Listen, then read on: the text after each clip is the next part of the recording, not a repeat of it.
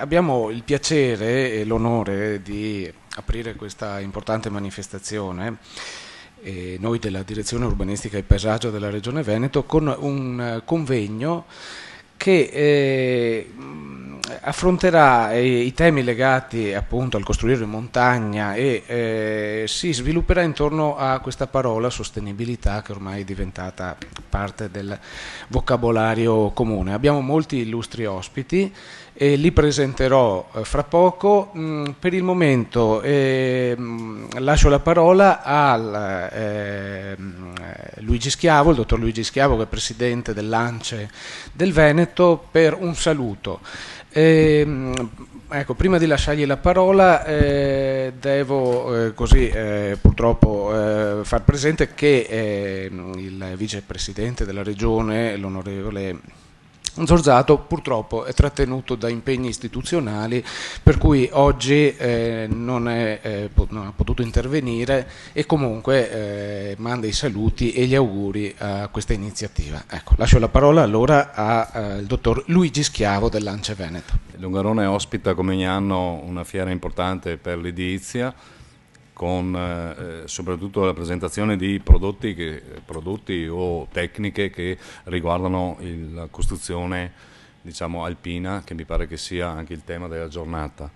Da parte mia un saluto brevissimo. Voglio rappresentare la situazione dal punto di vista dei costruttori. È una situazione che in questo momento sta diventando assolutamente drammatica.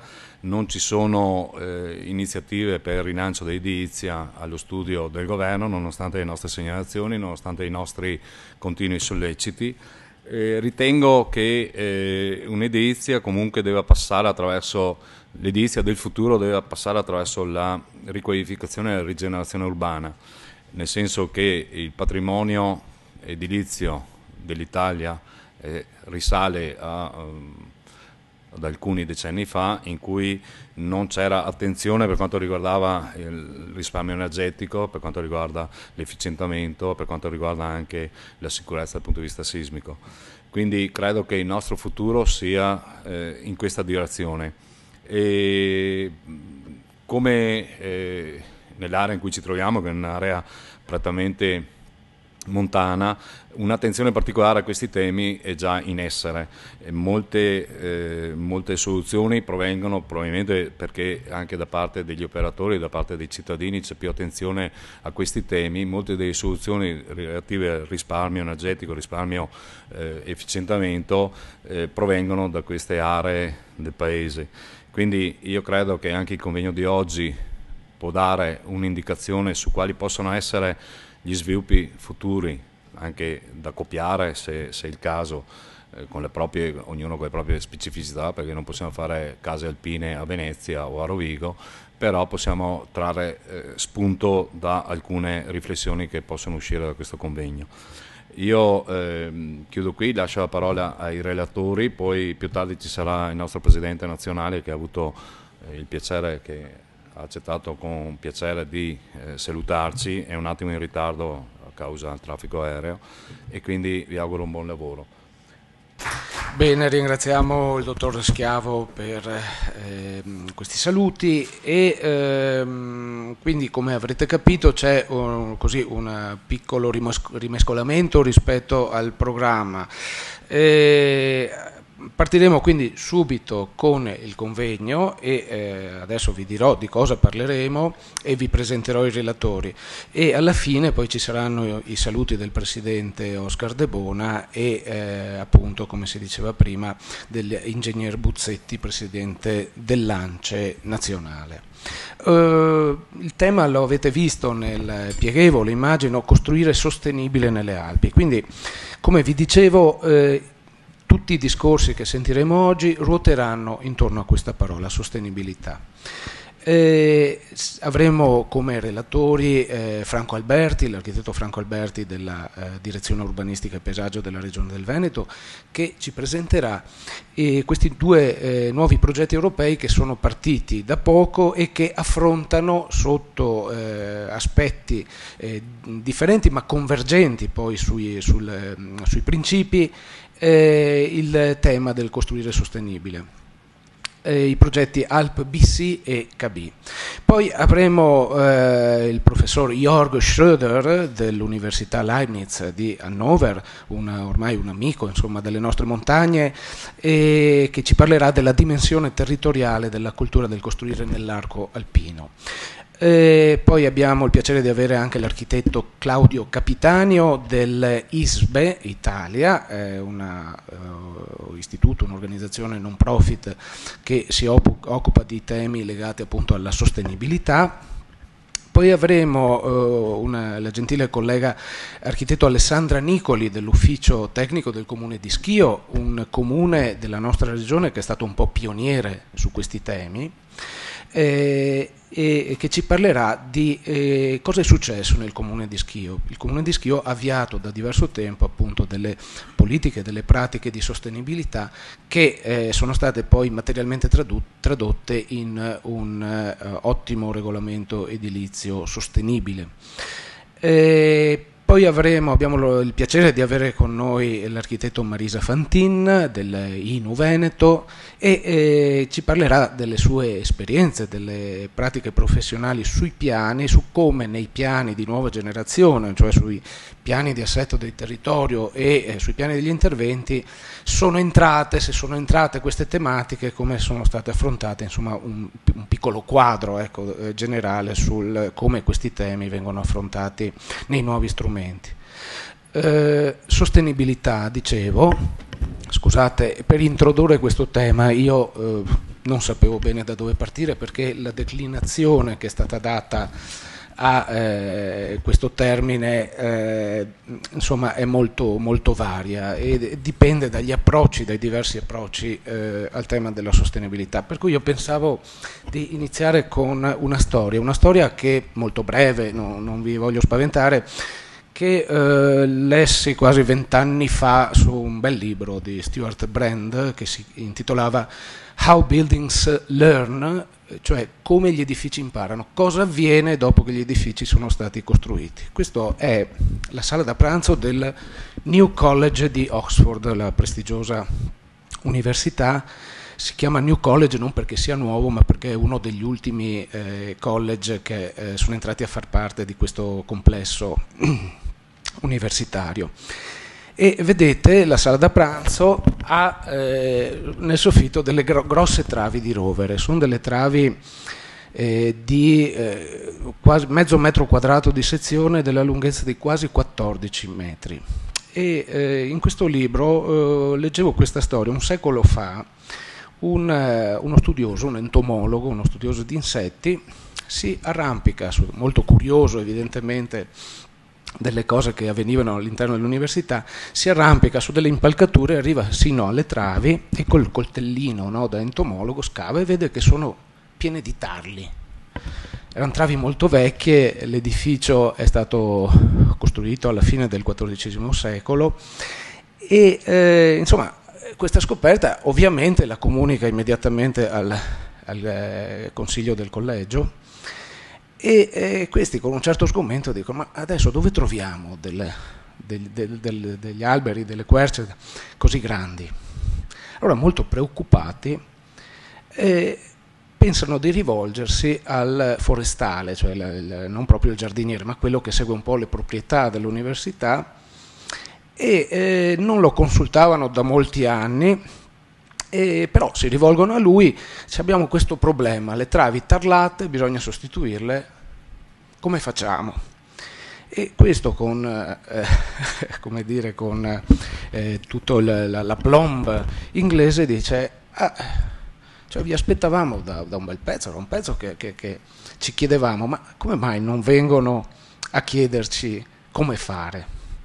E a seguito di alcune indagini si scopre una cosa molto interessante, che ci dà un segnale della cultura della sostenibilità che c'è stata soprattutto nell'Occidente europeo fino a un certo momento, poi in qualche modo si è persa e adesso cerchiamo di recuperarla anche attraverso questi progetti. Allora l'indagine cosa viene fuori? Ne viene fuori che quando era stato costruito questo tetto era stato piantato anche un boschetto, erano state piantate delle querce che sarebbero servite per sostituire quelle travi. Ecco, la storia finisce qua.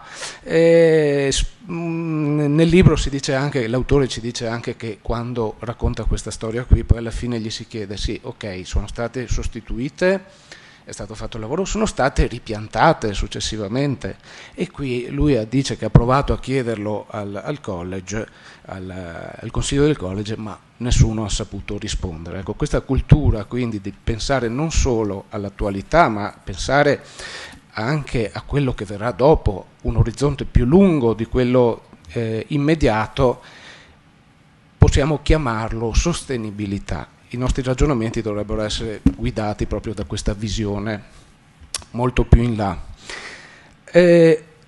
Lascio la parola dunque all'architetto Franco Alberti, che ci presenterà questi progetti europei. Buongiorno a tutti.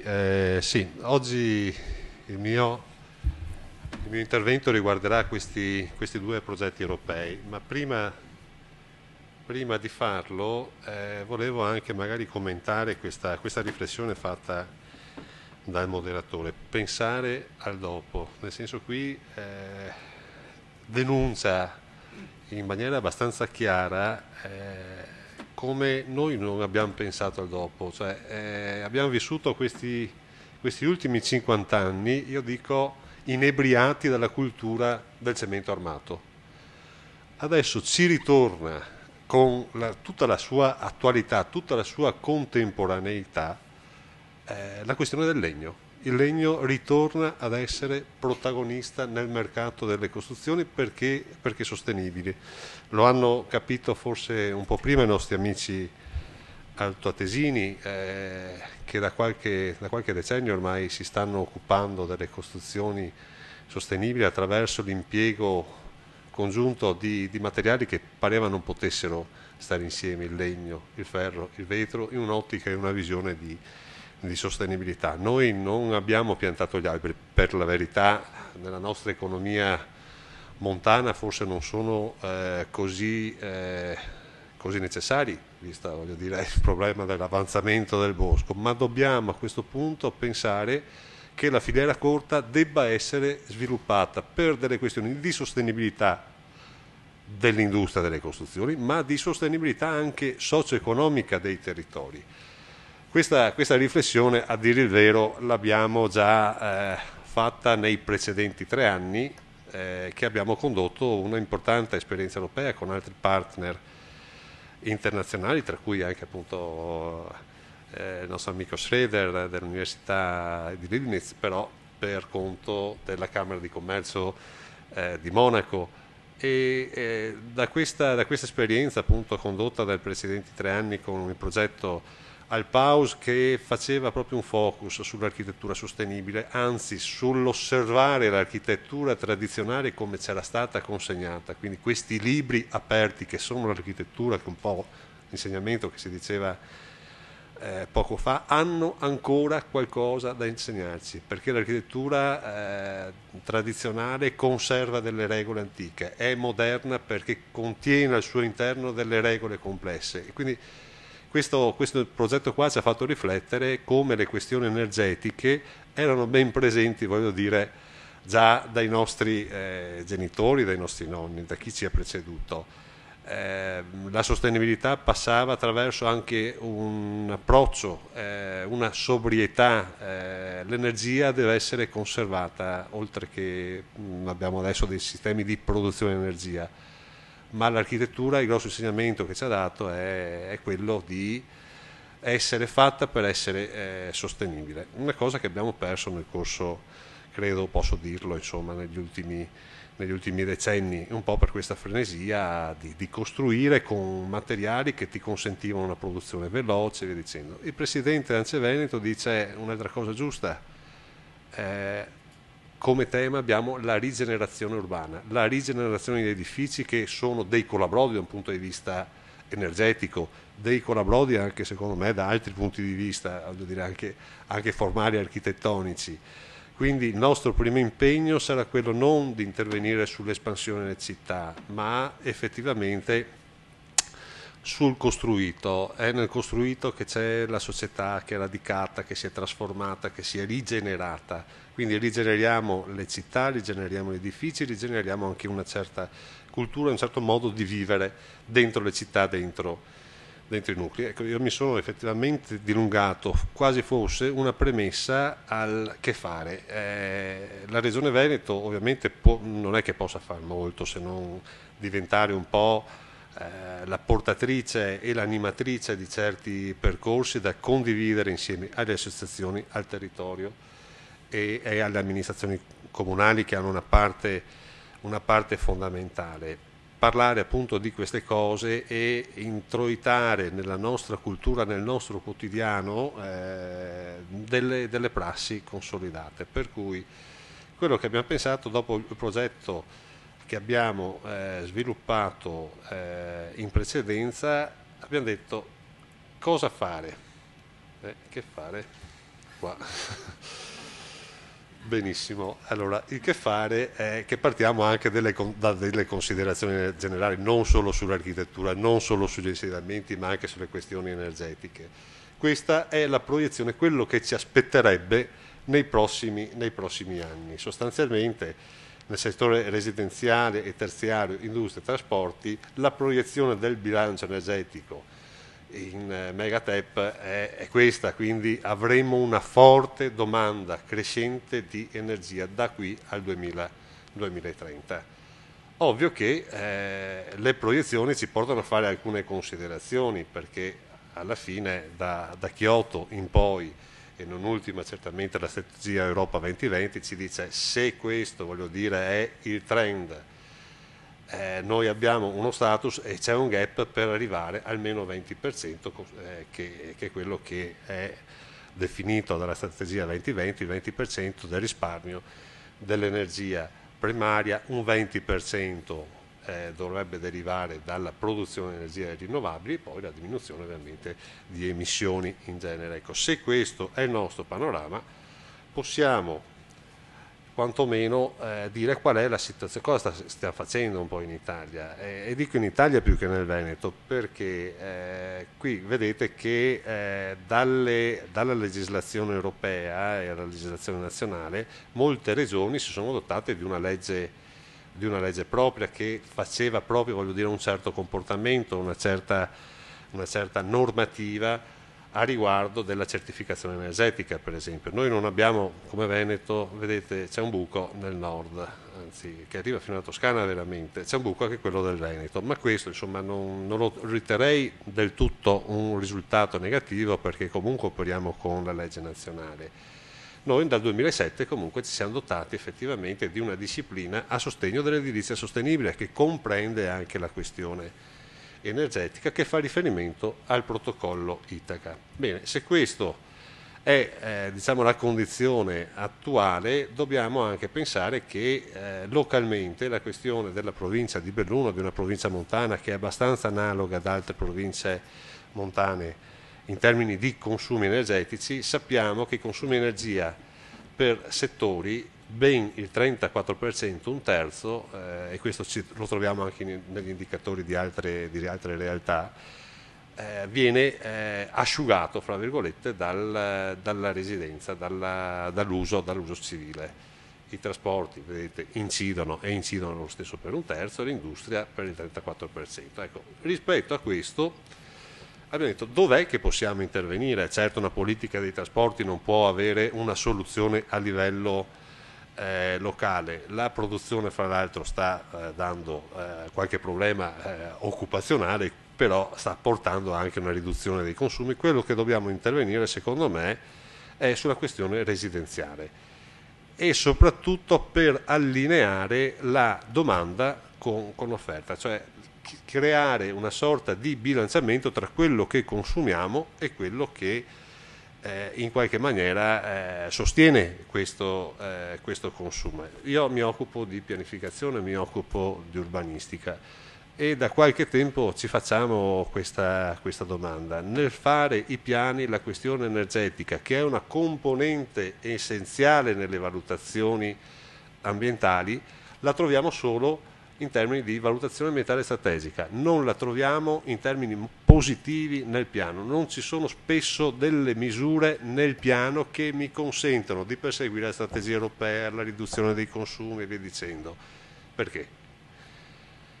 Questo secondo me è una bella domanda, quindi questa mancanza, abbiamo detto, bisogna in qualche maniera colmarla. Già in sede regionale dell'Istituto Nazionale Urbanistica stiamo riflettendo su queste cose, di corredare il piano come è avvenuto magari in altre realtà a noi vicino, attraverso gli strumenti che già ci sono, i PAES, il patto dei sindaci, piuttosto che istituire nuove strumenti, nuove forme di aumento di questo controllo, eccetera, eccetera, che poteva essere il piano energetico comunale come previsto nella normativa appunto dell'Emilia Romagna. Per cui da ciò abbiamo detto, visto che i consumi sono, ripetiamo, quel 34%, che forse è il 40% anche, la produzione risolve qualcosa. Adesso tutta la produzione di pannelli fotovoltaici o altre energie alternative come qui, questa parte alta della montagna, l'idroelettrico e via dicendo, mi compensa, voglio dire, questo gap tra fabbisogno e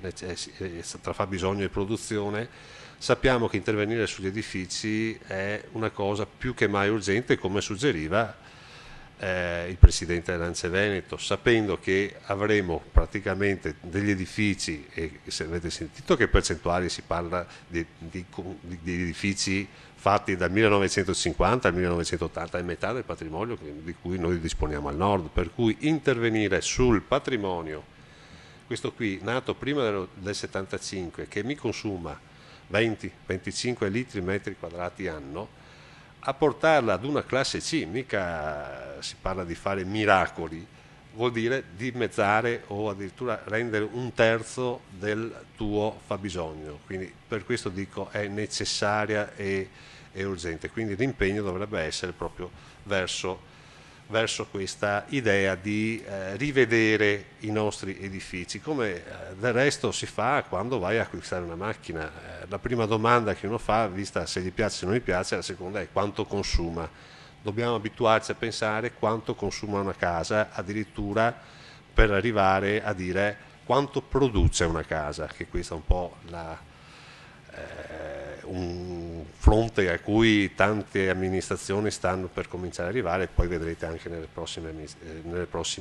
prossimi interventi delle buone pratiche. Per cui abbiamo piazzato questi due progetti europei, abbiamo aderito a questi due progetti europei. Uno si chiama ALP-BC, l'altro progetto si chiama KB. Questi intervengono all'interno e sono finanziati dal programma Spazio Alpino, quindi coinvolgono dei partner che sono appoggiati nelle Alpi. Uno riguarda un po' più la questione del rapporto dell'energia con il piano urbanistico, l'altro con il progetto edilizio, con la sostenibilità.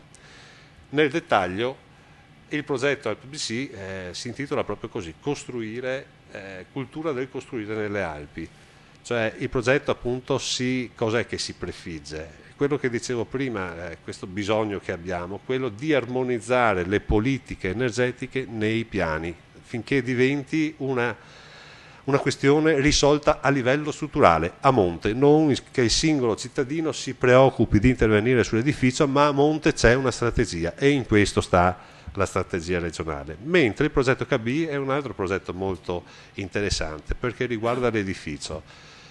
Abbiamo numerose procedure di certificazione degli edifici da un punto di vista energetico, un po' meno procedure di certificazione della qualità, della sostenibilità ambientale. Di tutte queste procedure, di cui voglio dire, se ne sente parlare nei vari protocolli, o Casa Clima, piuttosto che appunto Itaca, piuttosto che LEED e via dicendo, si pensa di tirare fuori quei 10, 15, 20 indicatori che ti portano ad avere un'idea comune europea della sostenibilità. È un'operazione che insomma merita di essere fatta, anche perché di esperienze in questo campo ovviamente si possono annoverare per fare ovviamente un bilancio.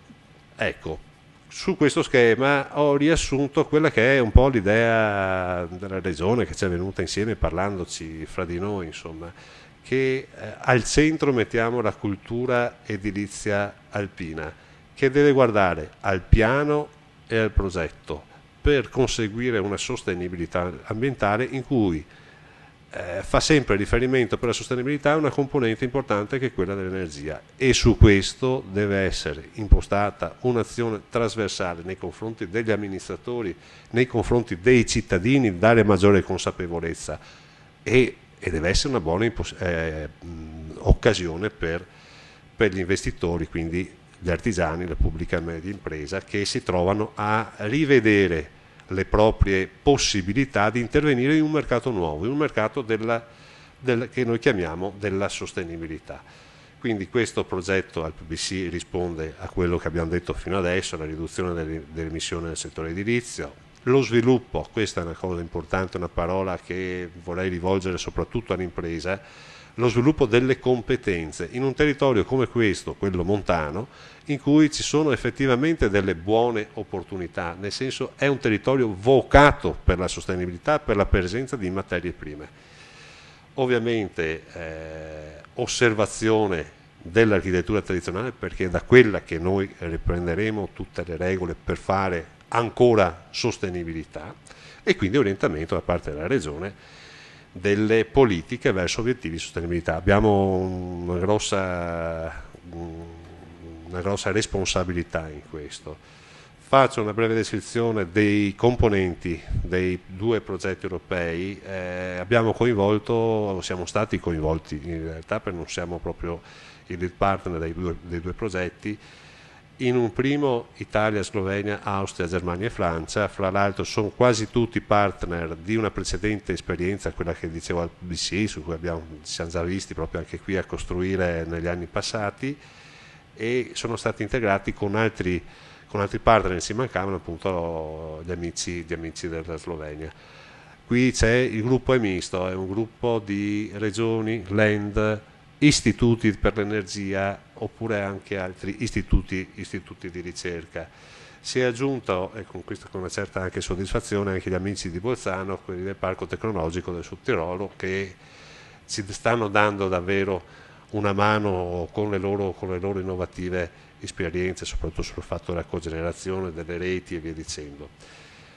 Altro progetto, il progetto KB, lo stesso qui, manca la Slovenia, in più però c'è la Svizzera, quindi abbiamo queste due visioni, diciamo, due direzioni, ma con praticamente quasi, anche qui ci sono più o meno gli stessi partner, ci sono dei partner che ritornano, diciamo, all'ossatura probabilmente, in cui ci siamo già sperimentati e già testati, e qui invece ci sono appunto anche altri istituti, e fra l'altro svilupperemo anche un partenariato locale con il distretto della Biadelizia, forse col forum degli architetti, insomma poi di Belluno.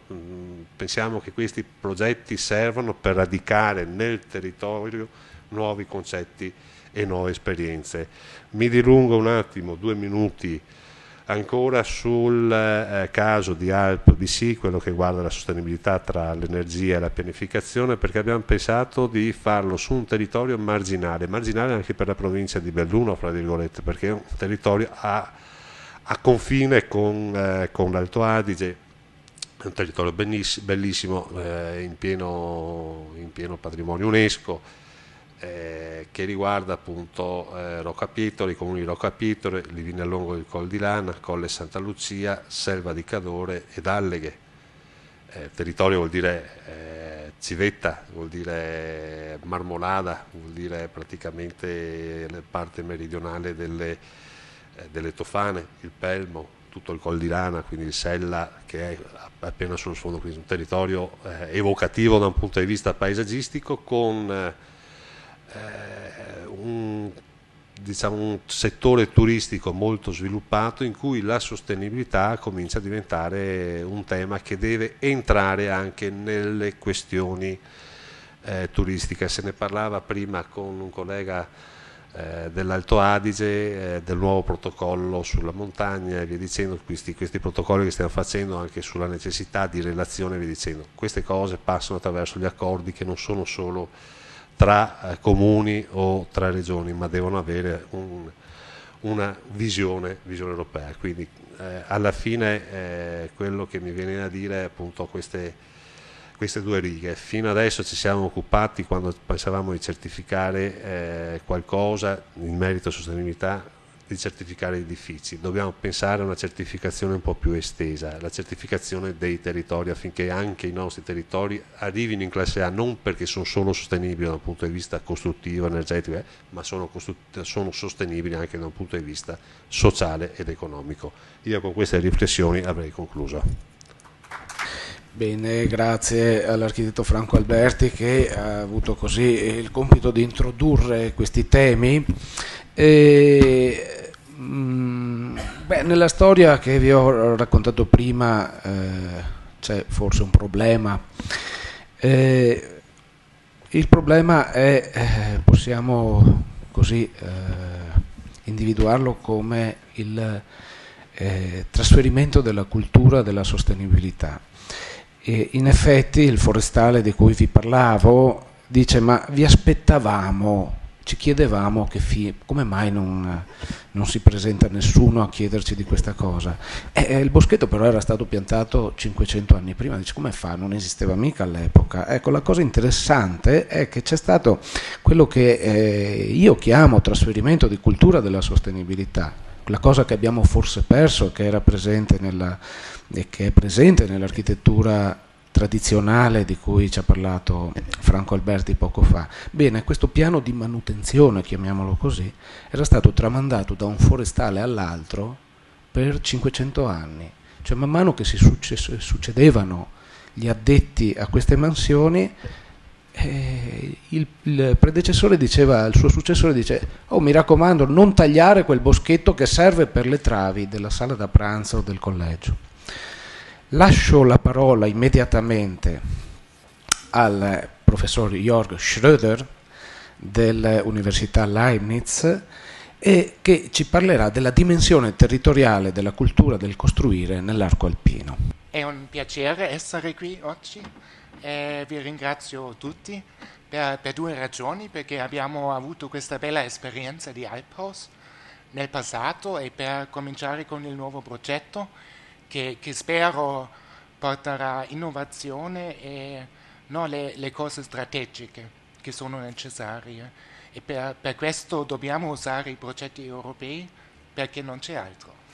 Questo è lo sottofondo molto importante, credo. Devo spiegare un po' questa Leibniz Universität Hannover, perché è molto nel nord della Germania, ma io originariamente vengo da Monaco di Baviera, lì ho ancora il mio studio e ero professore al Politecnico di Monaco. Adesso mi sono trasferito del nord. Prima spiegazione.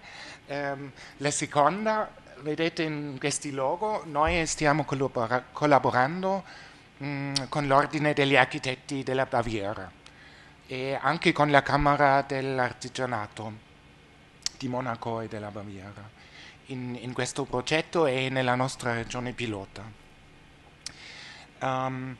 Perché la dimensione territoriale?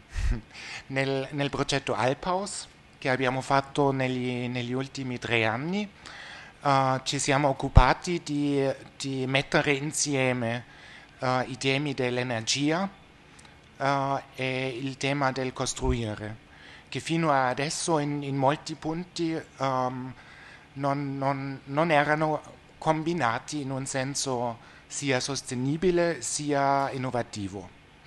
E durante questo progetto abbiamo osservato nelle regioni pilota che prima di prendere come spunto di partenza le singole case c'è bisogno di strategie su livello urbanistico e territoriale. Altrimenti non possiamo convincere i privati di investire i loro soldi, non possiamo raggiungere gli obiettivi, diciamo, più grandi di risparmiare l'energia, del CO2, della sostenibilità. Dobbiamo dare una prospettiva agli singoli privati sia i proprietari sia del settore del costruire delle piccole imprese nello spazio alpino. E nei contributi seguenti, e specialmente nel nostro progetto Partner KB, si parlerà molto di valutazione dopo, valutazione come tool per sviluppare piani e strategie, e si parlerà anche molto di piani.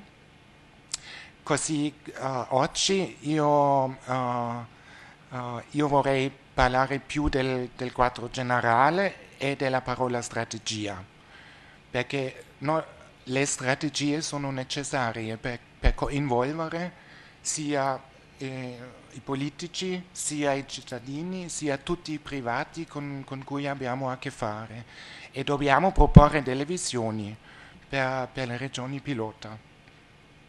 Così regione come progetto, sarebbe il titolo, regione non nel senso amministrativo come qui, il Veneto o la Baviera, ma nel senso diciamo più piccolo. Questo illustrerò dopo. Così dal punto di vista intercomunale, micro-regionale, così in questa dimensione. Bene. Il nostro area pilota nella Baviera, intorno al Chiemsee. Quest'area è a sud-est di Monaco, è economicamente forte, ha dei valori della natura, no? Si vede il lago, si vedono i monti, delle piccole industrie di quasi ogni settore, specialmente del turismo.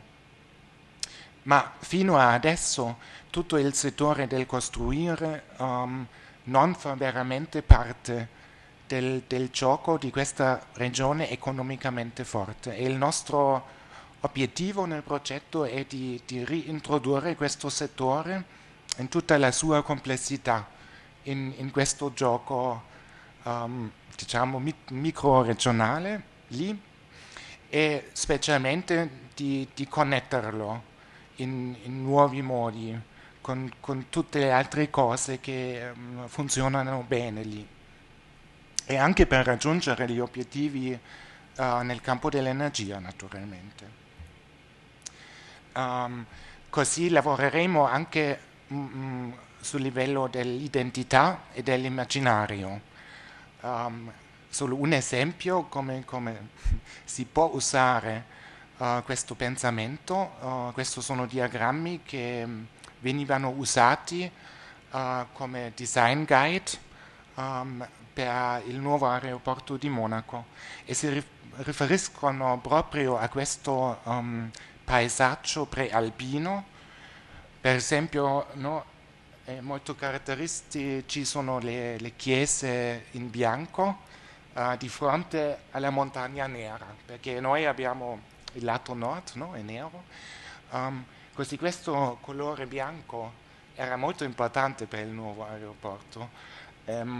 Oppure i colori dei laghi alpini, il colore del cielo blu, molto speciale quando il vento viene dal sud.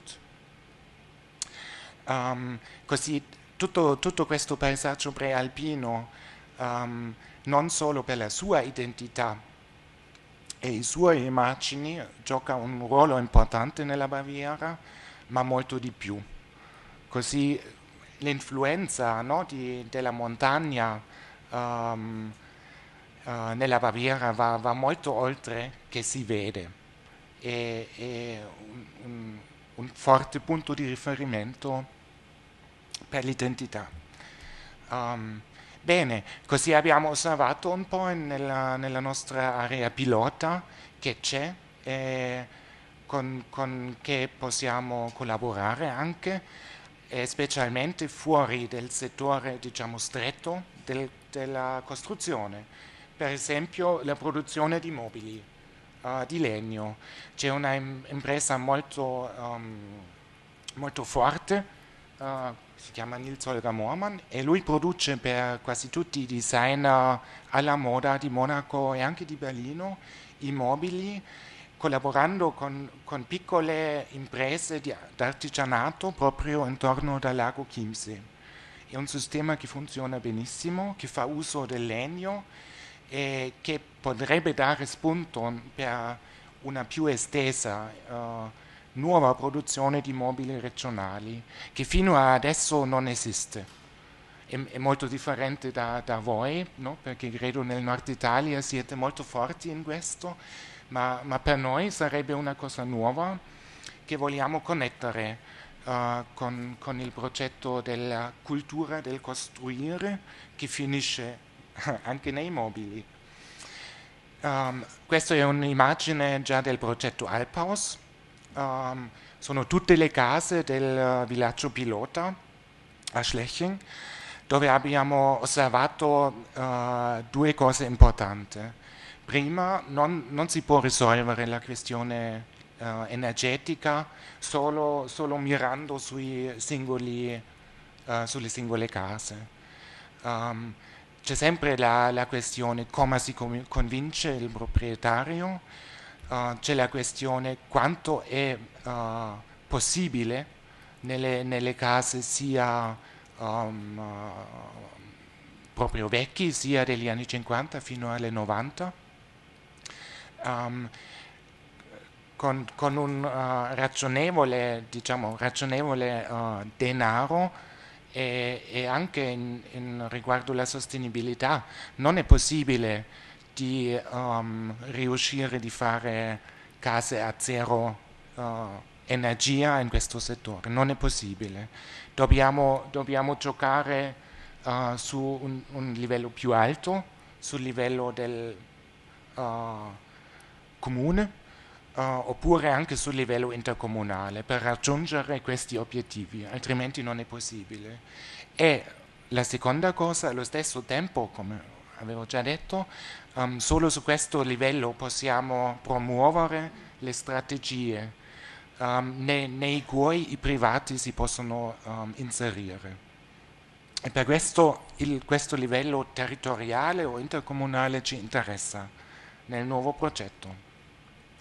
Allo stesso tempo abbiamo osservato che gli edifici vernacolari sono ancora molto importanti nei valori per l'identificazione, anche nel turismo, nei immagini, ma per noi sono ancora più interessanti se guardiamo un po' più vicini, per esempio all'uso del materiale locale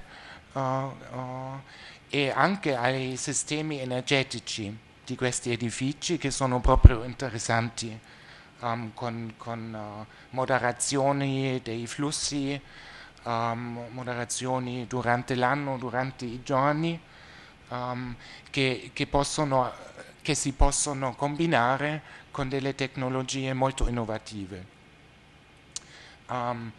E questo era molto importante per il progetto Alphaus, no?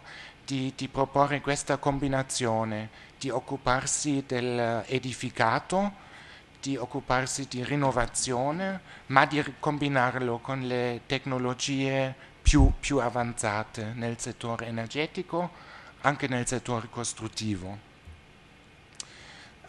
Bene, allo stesso tempo questo intelligenza vernacolare, come l'abbiamo chiamato, è molto differente nelle varie regioni alpine e questi erano i case study di Alphaus nei vari villaggi. Così c'è bisogno di molto più ricerca, ma anche c'è la possibilità per le piccole imprese di fare la differenza se imparano su questo e di veramente procurarsi un valore aggiunto e un nuovo mercato per il futuro. Un esempio che mostriamo sempre sono gli edifici dell'architetto John Caminada a Frin in Svizzera. E lui, questo è un esempio di una stalla, un edificio per l'agricoltura, ma ha fatto anche moltissimi case per abitazione in questo villaggio, e lui durante gli ultimi 20 anni con artigiani locali ha sviluppato un nuovo sistema. Questi due qui c'è dentro tutto, no? Un sistema di costruire con legno che si ispira alle tecnologie vernacolari, ma che non usa il legno semplicemente come finitura, come succede quasi dappertutto nell'arco alpino, ma come materia per la costruzione propria, e anche in sistemi di prefabbricazione modernissima nelle imprese. No? Così è proprio questo mix tra tradizionale e innovativo che ci interessa molto e che vogliamo promuovere nella nuova regione pilota. E allo stesso tempo, parlando del valore territoriale, in questo esempio nella Svizzera si può vedere molto facilmente che le nuove connessioni funzionano. Così la connessione tra il bosco, tra tutti i valori ecologici, anche la protezione contro le falanghe, eccetera, e le nuove costruzioni dentro il villaggio e non fuori. No? Così hanno riempito, diciamo, i buchi, hanno fatto nuovi edifici al posto di vecchi, ma proprio dentro il villaggio. Bene, e sul secondo livello anche il nuovo ruolo dell'agricoltura, no? che è la causa per questo paesaggio che amiamo tutti, e loro hanno raggiunto l'obiettivo di creare un settore alimentare di alto valore qui, no? Diciamo, esportano i prodotti fino ai metropoli di Zurigo, di Basilea in Svizzera, no? Così, diciamo, lo sviluppo del mondo del costruire è successo parallelamente a quello di altri settori economici lì. E lo chiamiamo economie regionali nel nuovo progetto, e ci interessano proprio queste connessioni tra i vari settori e le filiere corte, certamente, ma dietro delle filiere corte dei sistemi, no? Proprio regionali dell'economia. Questo disegno viene dall'ecologia, ma lo vogliamo trasferire nel settore dell'economia regionale, così proprio pensando a questo triangolo della sostenibilità, no? Dove proprio l'economia deve essere un nuovo ruolo. Bene, continueremo con le regioni pilota di Alphaus, specialmente con il Veneto, e sarà un piacere. E no, per nella fine riassumere un po' questo approccio, chiamiamo le regioni pilota Energy Valleys, perché i confini amministrativi dei comuni rispetto a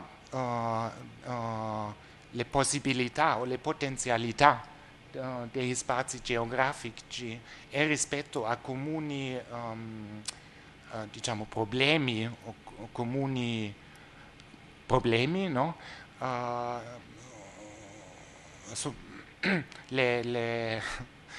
I confini comunali sono un problema, no? Lo sappiamo anche da noi si parla delle infrastrutture che devono essere divisi tra i comuni, eccetera, così è proprio simile. E noi vogliamo prendere questo spunto di partenza per le nuove aree pilota che proprio trascendono i confini comunali e combinano, no, i temi dell'urbanistica, dell'energia e del vernacolare nell'insieme di una nuova cultura del costruire che fortemente speriamo giocherà un nuovo ruolo nell'economia della nostra regione pilota alla fine.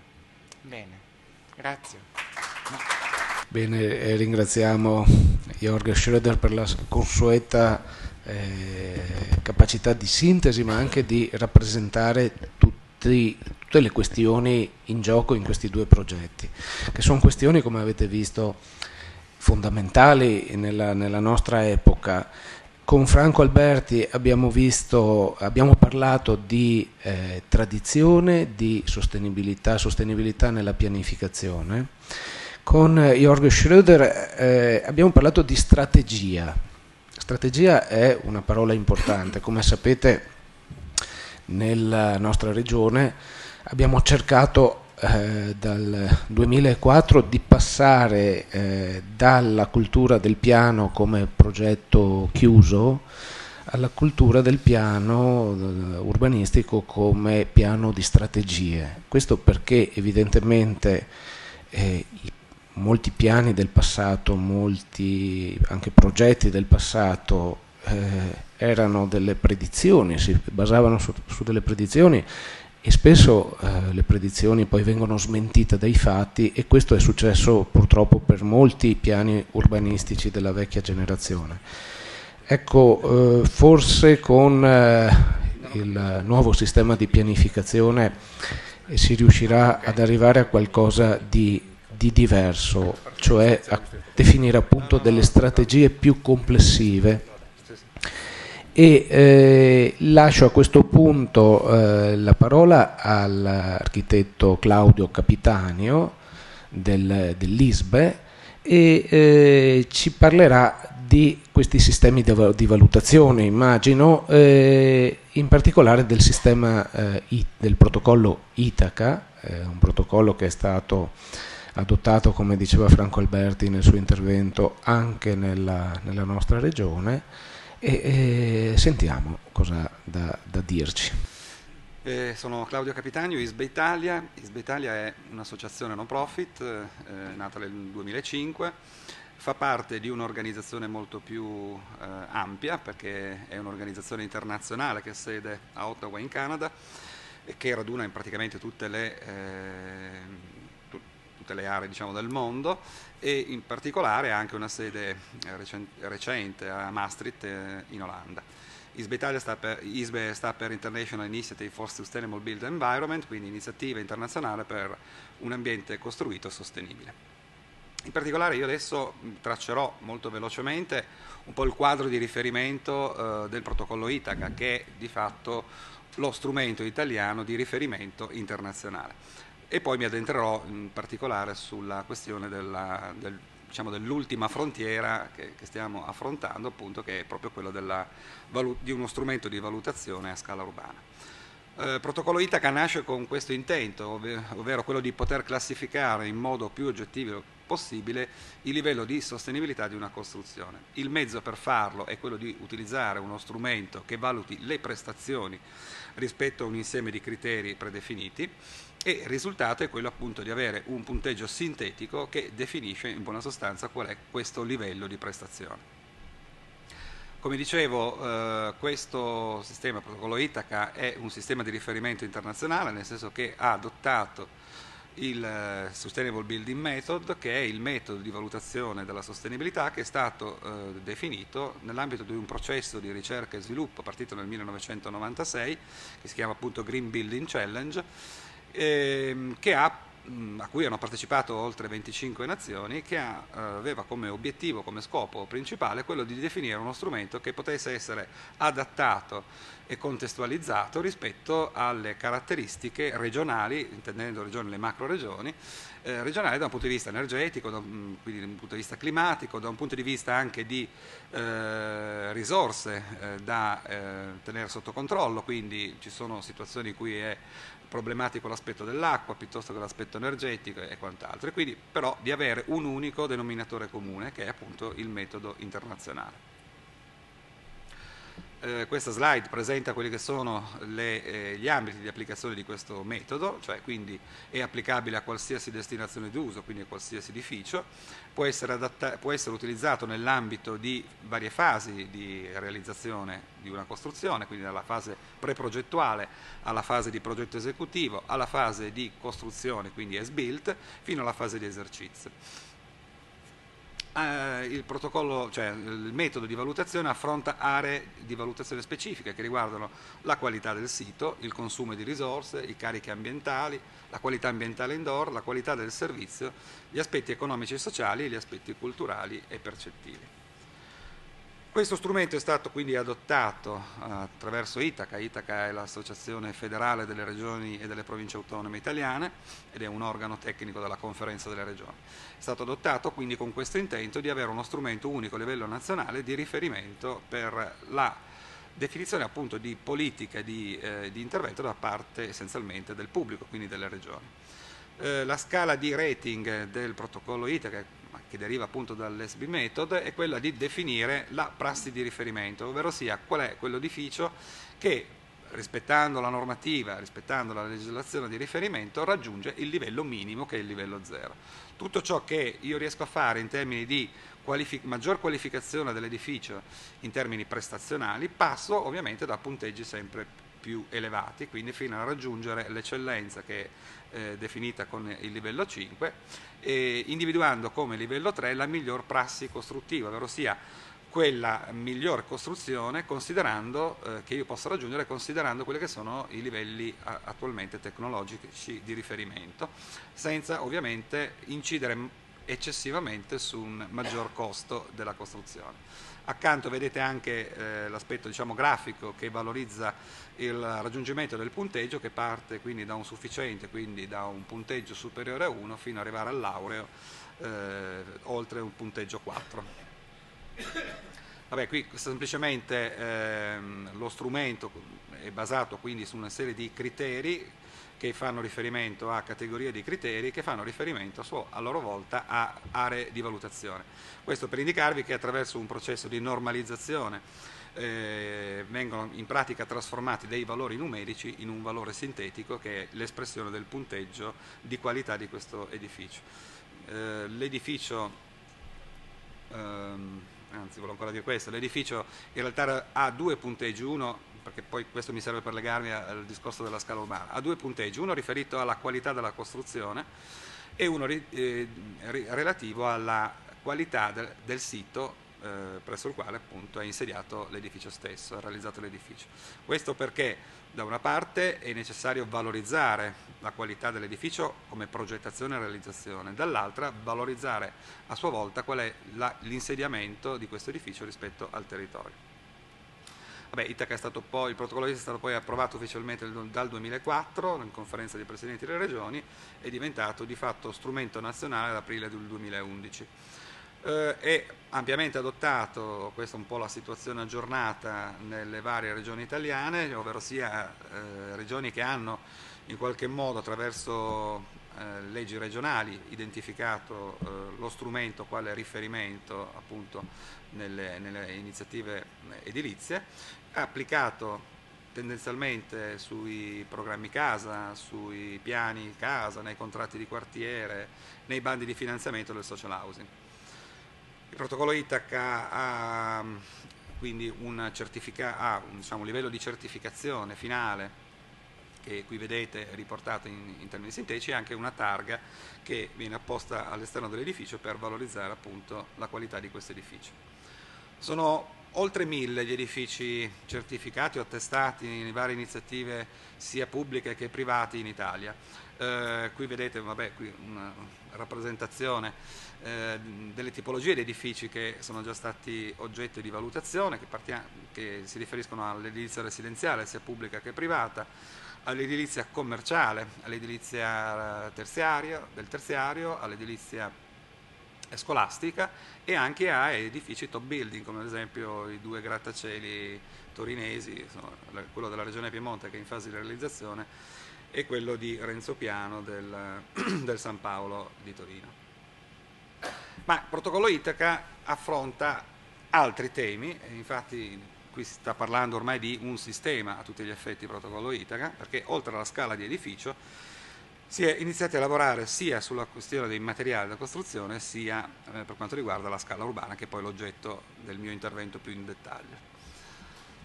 Brevemente, per quanto riguarda i materiali, il protocollo Itaca in riferimento ai materiali da costruzione ha una serie di criteri che, per quanto oggettivi possano essere, sono comunque limitati.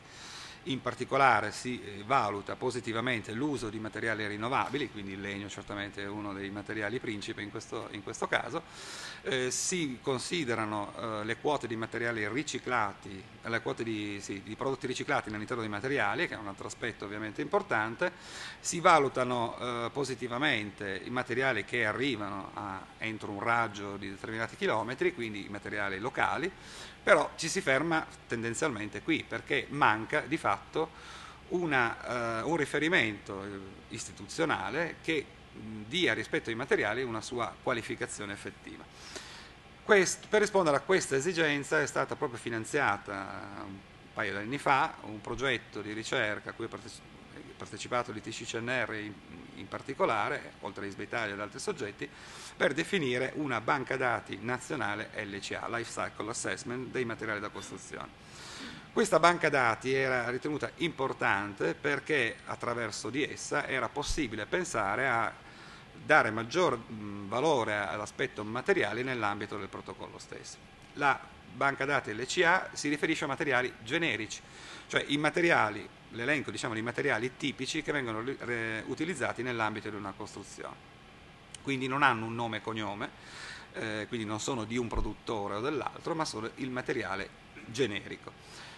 Questi materiali generici, questa banca dati è di circa 140 prodotti che rappresentano le varie tipologie di prodotti di materiale da costruzione, affronta sia la valutazione degli impatti potenziali sia dei flussi di input-output, quindi l'effetto serra, sono qui elencati. L'obiettivo quindi era queste sono ad esempio alcune schede prodotte, l'obiettivo quindi era quello di legare questa nuova banca dati ai nuovi criteri che il protocollo Itaca recepirà tendenzialmente entro il 2014, perché si sta lavorando proprio su questo, di poter appunto utilizzare questa banca dati generica in riferimento appunto a nuovi criteri del protocollo. E quali saranno questi nuovi criteri? Beh, qui sono elencati alcuni di questi che derivano appunto dai dati LCA dei singoli materiali e quindi in particolare si può valutare l'energia globata, la CO2 inglobata nella costruzione attraverso un semplice calcolo di quelli che sono i materiali utilizzati in un determinato edificio, riferirli ai livelli appunto di CO2 prodotta nel processo produttivo e quindi avere un dato sintetico che dà la firma diciamo, dell'energia della CO2 inglobata nell'edificio. Questo vale anche per l'energia, per l'acidificazione, l'eutrofizzazione, la tossicità umana, ecotossicità, sono tutti parametri che sono presenti nella LCA del singolo materiale. Questa banca dati è conforme a quelle che sono le recentissime norme europee, che sono la UNIN 15.804 del 2012, recepita anche a livello UNI, che definisce quelle che sono le regole di calcolo dell'LCA e la struttura e i contenuti della dichiarazione ambientale di prodotto, le EPD europee.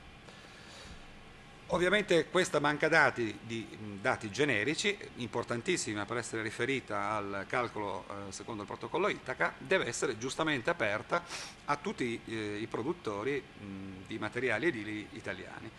Quindi nasce attraverso anche un accordo recentemente sottoscritto tra Itaca e Federcostruzioni la possibilità di aprire questa banca dati, quindi di costruire una banca dati specifica LCA dei materiali da costruzione italiani attraverso il riconoscimento di un ecoprofilo protocollo Itaca che tendenzialmente potrà diventare EPD Italia quando sarà chiarita anche la questione di chi gestirà questo nuovo sistema italiano. Questo riconoscimento di EPD e quindi di ecoprofilo è aderente anche a questa iniziativa che si sta definendo a livello europeo, che sarà probabilmente sottoscritta già a marzo, che è quella di Ecoplatform, ovvero sia una piattaforma europea di ecoprofili e quindi di EPD riconosciute che consentirà a un produttore italiano di vedere riconosciuto attraverso un'EPD italiana lo stesso valore di EPD all'interno dei paesi europei e quindi anche di poter commercializzare con un marchio riconosciuto negli altri paesi. Vabbè, questo è il dossier protocollo Itaca che noi abbiamo anche avviato con una serie di imprese dove oltre all'ecoprofilo c'è tutto un aspetto che riguarda le certificazioni specifiche di quel materiale rispetto ad esempio al contenuto di riciclato e così via, quindi le interazioni col protocollo e quindi anche una parte descrittiva tecnica del prodotto stesso. Quindi per riassumere, la scala edificio è la scala da cui si è partiti con il protocollo Itaca. Oggi ci sono 5 standard tecnici riferiti alle 5 destinazioni d'uso, che sono residenziale, terziario, commerciale, scolastico e industriale. Il programma che stiamo completando, già avviato, che riguarda le strutture ricettive e gli edifici di esercizio, che sarà anche oggetto di progettazione in riferimento anche al progetto KB di cui si è parlato poc'anzi. Contestualmente è stato sottoscritto un accordo Itaca-Accredia per la definizione di un sistema di ispezione, certificazione, protocollo Itaca, quindi apertura anche più ampia al mercato. Con Accredia si sta definendo il regolamento tecnico, qui è illustrato brevemente quello che può essere poi il sistema di verifiche ispettive attraverso organismi accreditati, ed è contestualmente stato sottoscritto sempre un accordo Itaca-Uni per far sì che il protocollo Itaca diventi prassi di riferimento, ovvero sia paranorma, che è una nuova forma avviata da Uni che consente di definire uno strumento con riferimenti di paranorma a livello nazionale, che poi possono diventare successivamente norma stessa. Bene, questo è per inquadrare un po' il discorso.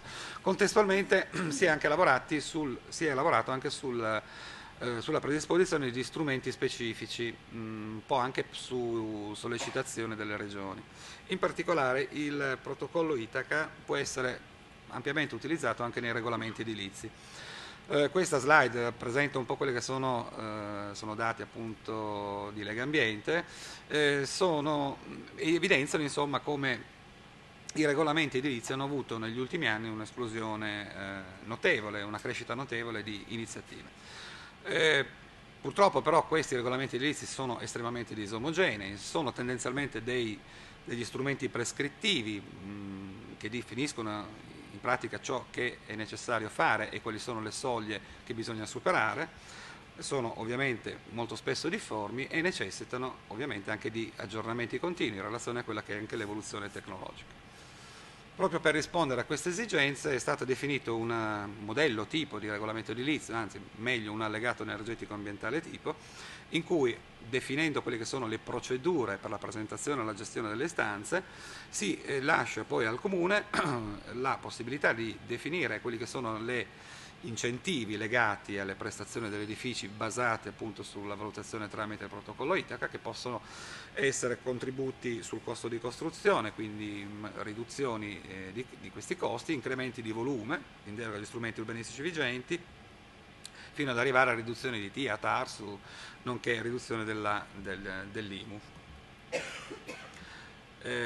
Quindi il livello di sostenibilità di un edificio attestato attraverso il protocollo Itaca può essere, diciamo, il riferimento su cui applicare appunto questi incentivi, quindi che possono essere a questo punto oggetto di valutazione da parte del Comune per indicare quello che è il livello di riduzione appunto o di incremento volumetrico e quant'altro.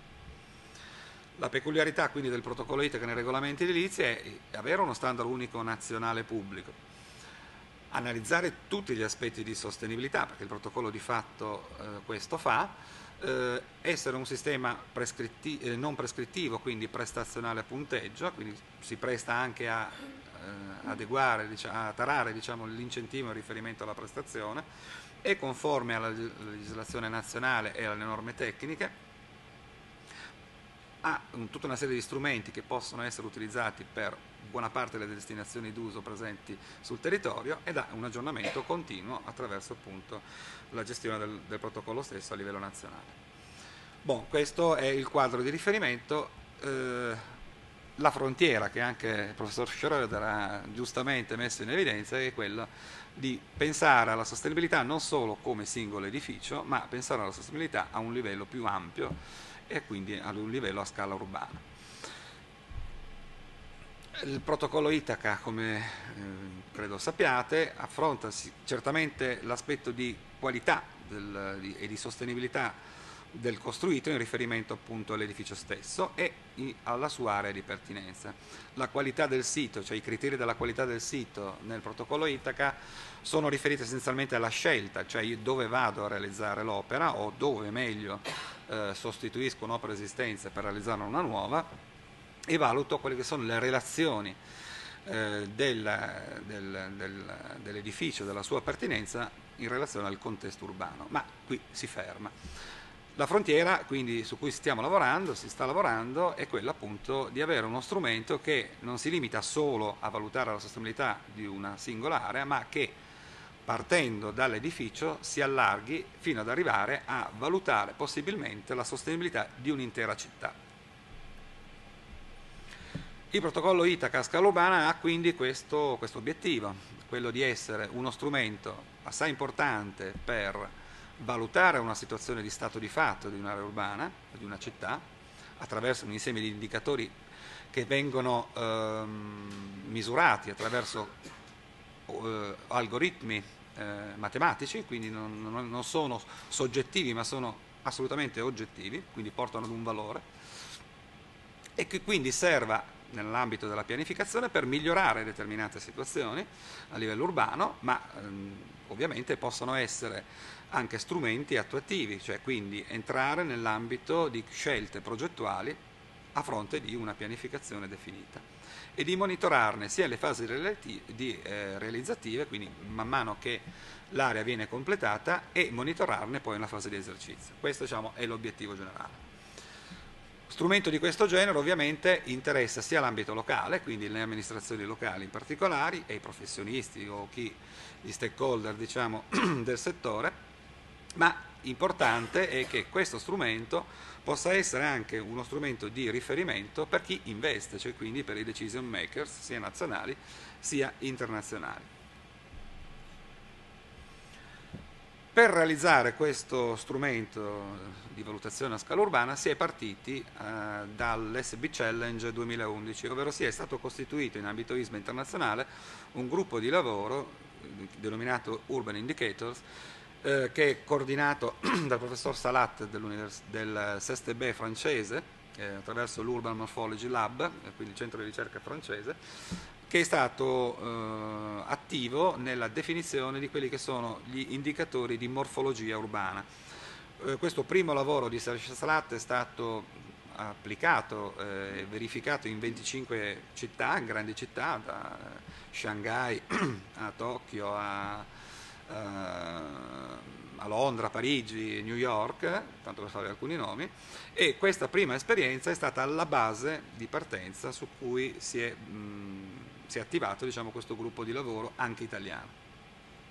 La prima parte quindi di valutazione della sostenibilità da scala urbana è partita dal valutare quelli che sono attualmente i sistemi presenti nel mondo di valutazione di qualità e di sostenibilità a scala urbana. Quindi abbiamo analizzato il CASB giapponese, il BREEAM inglese, il DGNB tedesco, il Lead Neighborhood americano, per verificare quali erano gli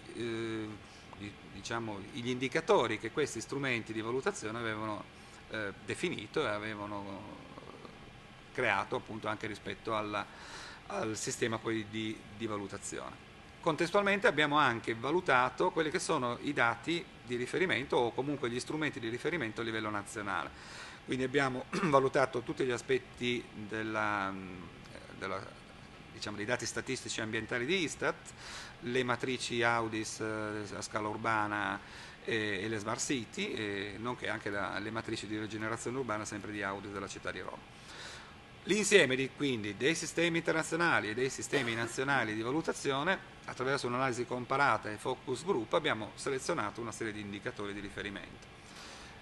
Quindi l'analisi comparata è servita a verificare la fattibilità di uso di questi indicatori in riferimento alle norme nazionali, alle scale di applicazione, cioè quindi quell'indicatore dove io posso utilizzarlo, a che scala posso utilizzarlo, quali sono le categorie di impatto in riferimento al Technical Committee 350 dell'UNI e N, cioè quindi diciamo quel set di indicatori di riferimento che sono stati definiti a livello internazionale, la tipologia dell'indicatore, ciò che vado effettivamente a misurare, e quindi i parametri poi di calcolo.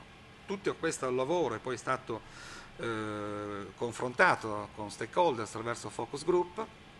Questo è stato effettuato essenzialmente nell'arco del 2012.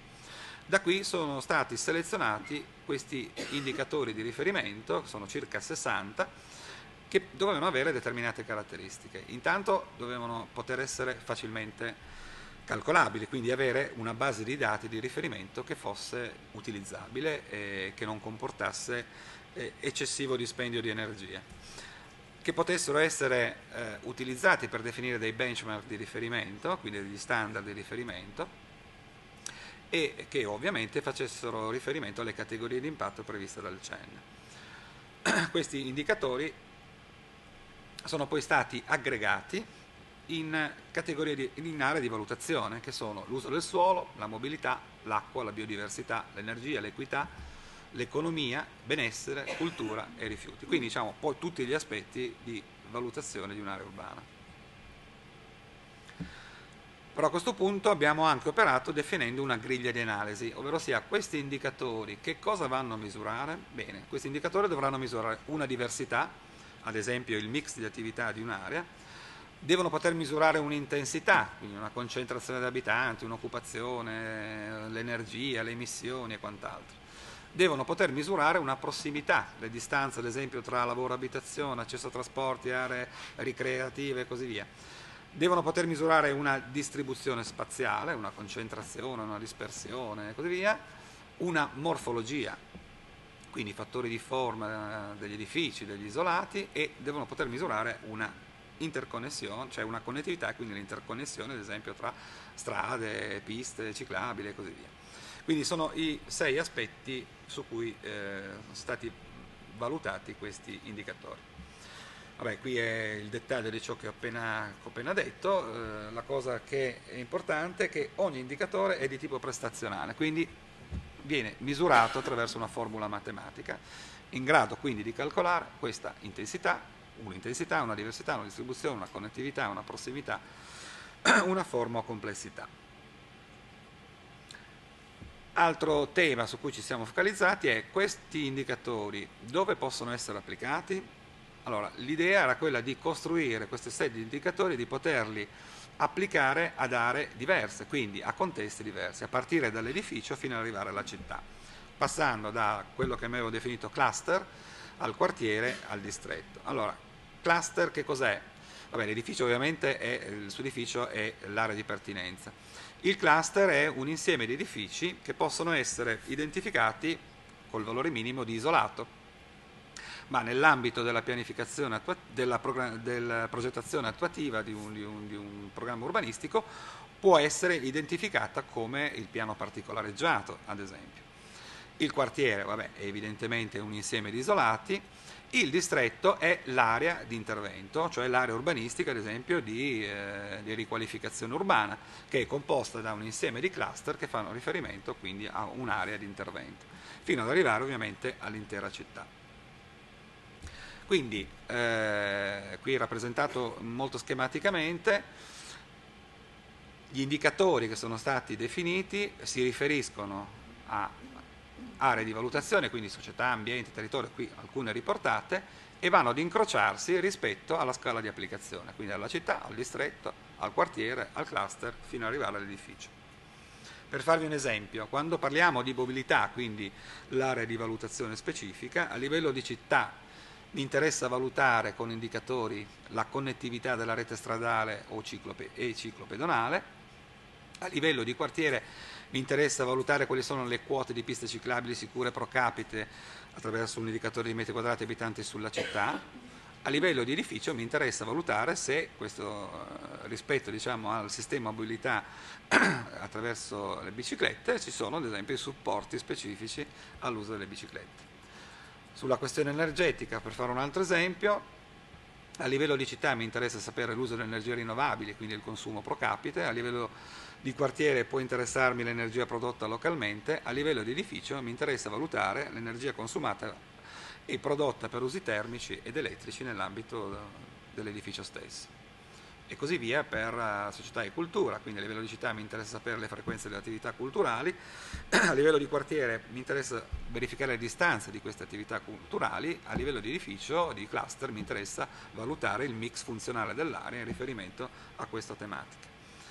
Ne nasce quindi a questo punto un insieme appunto di indicatori legati ai criteri di valutazione a scala urbana, qui sinteticamente riportati, non so se si legge, ma comunque per ogni indicatore c'è l'esigenza, quindi che cosa serve questo tipo di indicatore, c'è il metodo, c'è l'indicatore stesso, quindi cosa valuto, come lo valuto e quali sono, diciamo, le modalità di calcolo, incrociandole rispetto alla utilizzabilità di questo indicatore in riferimento alla scala di applicazione, quindi dalla città fino all'edificio.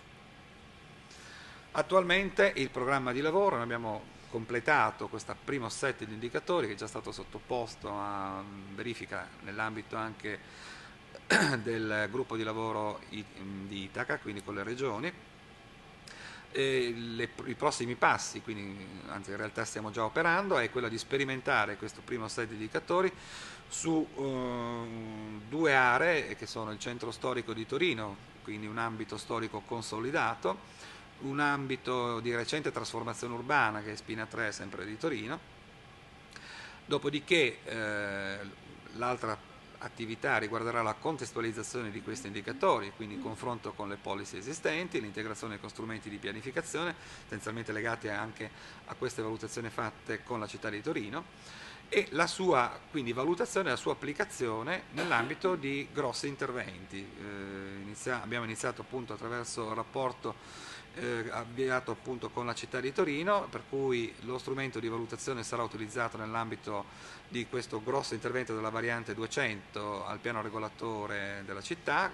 Si sta appunto definendo in questi mesi il master plan, oltre a essere applicata da altre aree come l'area ex Fiat Avio di Torino, zona Lingotto, dove sorgerà appunto il grattacielo della regione Piemonte, e altre aree di trasformazione urbana.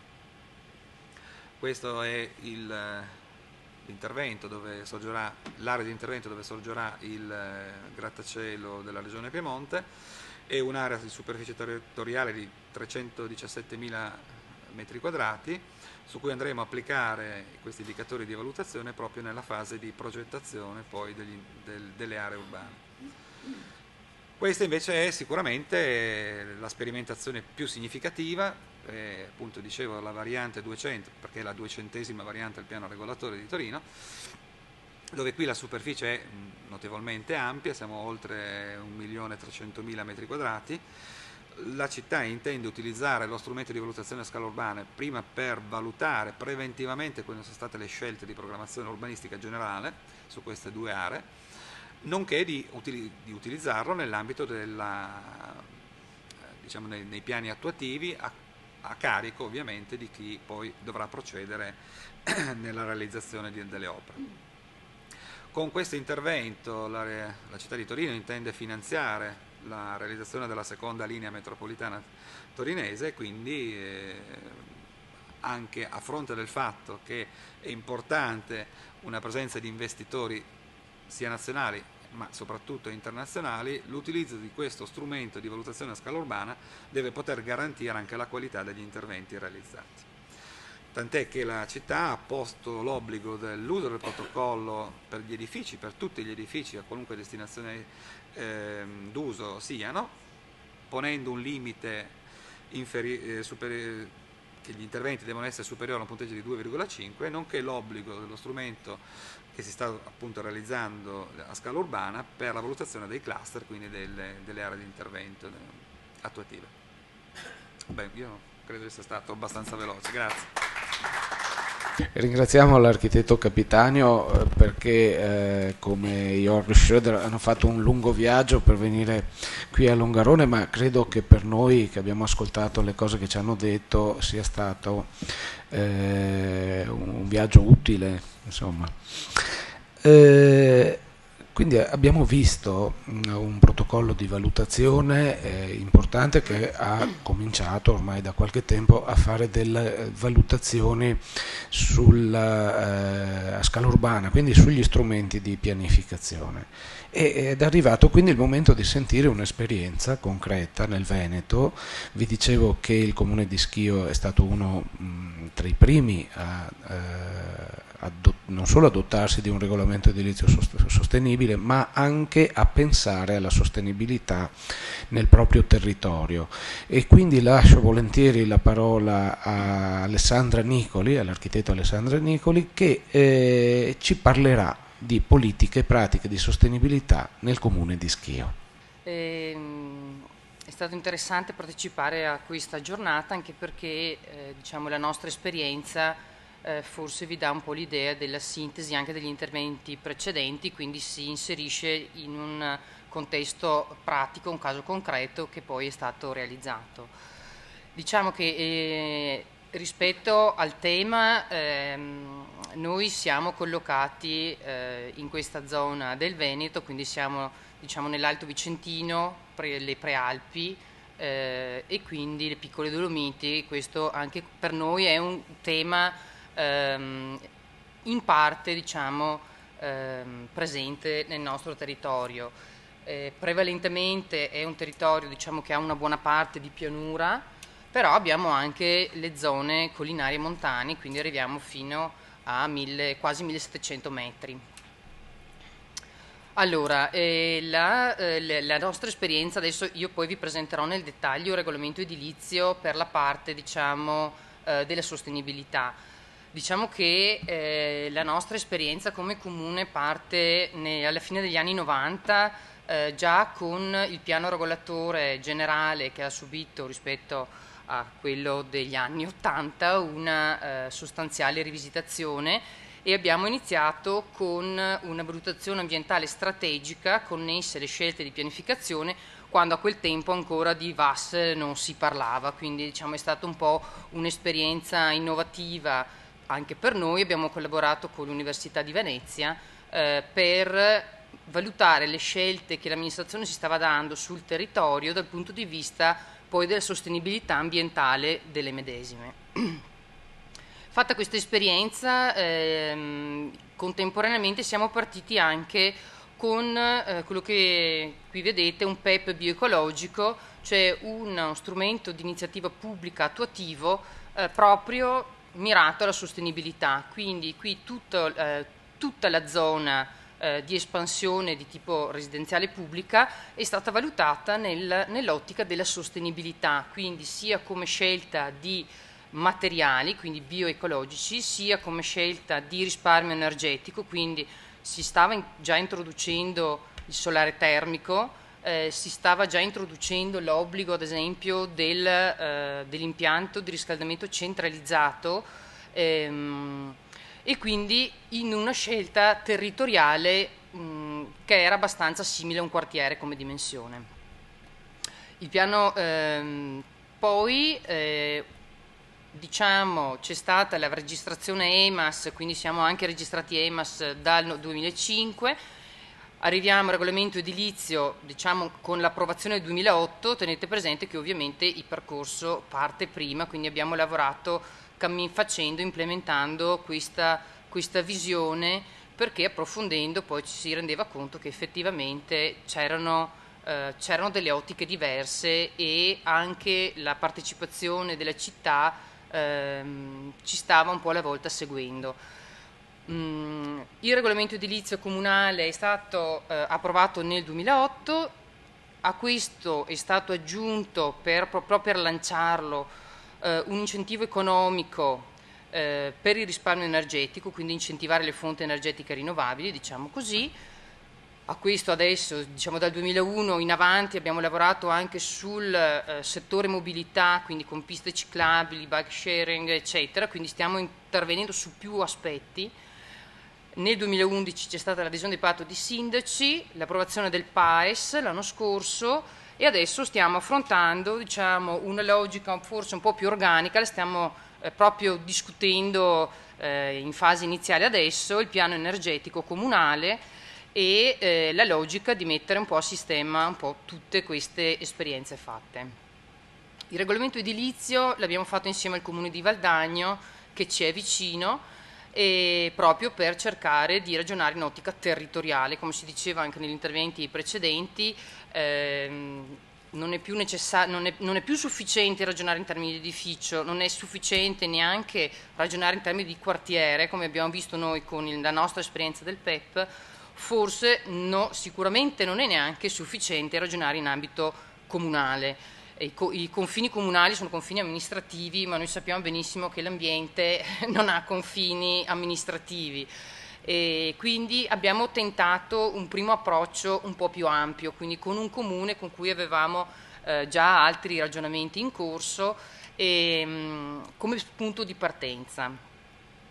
Il gruppo di lavoro è stato un gruppo di lavoro interessante, misto, perché non era fatto solo di tecnici né comunali, ma nemmeno solo da tecnici di ordine, collegi, sicuramente importante. Abbiamo lavorato molto anche con Confartigianato e anche con quindi i singoli rappresentanti delle categorie economiche che poi avrebbero dato operativamente risposta e applicazione al regolamento edilizio. Potevano esserci impiantisti, i muratori, cioè abbiamo fatto un gruppo di lavoro veramente misto nella quale abbiamo affrontato un po' l'aspetto anche operativo. Non vi presento nel dettaglio il regolamento edilizio del nostro comune, è comunque consultabile sul nostro sito comunale, quindi chi poi avesse curiosità può andare tranquillamente a vederlo, ovviamente. Diciamo che la parte di sostenibilità e ambientale è contenuta all'interno del regolamento edilizio. Costituisce il titolo sesto, ha un titolo specifico perché ovviamente tratta dei temi in modo che sia più facile anche, fra virgolette, localizzarlo, essendo una novità, e parla di prestazioni ambientali. Quindi è una parte integrante del regolamento edilizio e questo per noi è stato un approccio importante perché non fosse un documento a parte ma avesse un valore proprio di regolamento a livello locale, quindi a livello di intervento edilizio. Come si diceva nell'intervento prima sul protocollo Itaca, anche noi come scelta non abbiamo introdotto l'obbligo di tutto quello che man mano abbiamo approfondito. Abbiamo consentito tramite questo schema l'implementazione volontaria progressiva, la prima, fino ad arrivare, diciamo, a una più delle varie tipologie. Quindi potremmo avere noi abbiamo individuato 4 settori di intervento. Il primo è legato ai consumi energetici dell'edificio, il secondo la parte dell'efficienza degli impianti che vengono installati. Abbiamo introdotto l'uso di materiali che siano possibilmente sostenibili, quindi bioedilizia, diciamo, e poi le scelte progettuali, diciamo, che mettono insieme un po' tutti questi aspetti. Quindi quando c'è una progressiva volontario, perché è volontario, implementazione di questi aspetti, si arriva praticamente al raggiungimento massimo con un più di eccellenza che testimonia il fatto che tutti gli interventi, tutti questi aspetti sono stati coordinati a livello progettuale.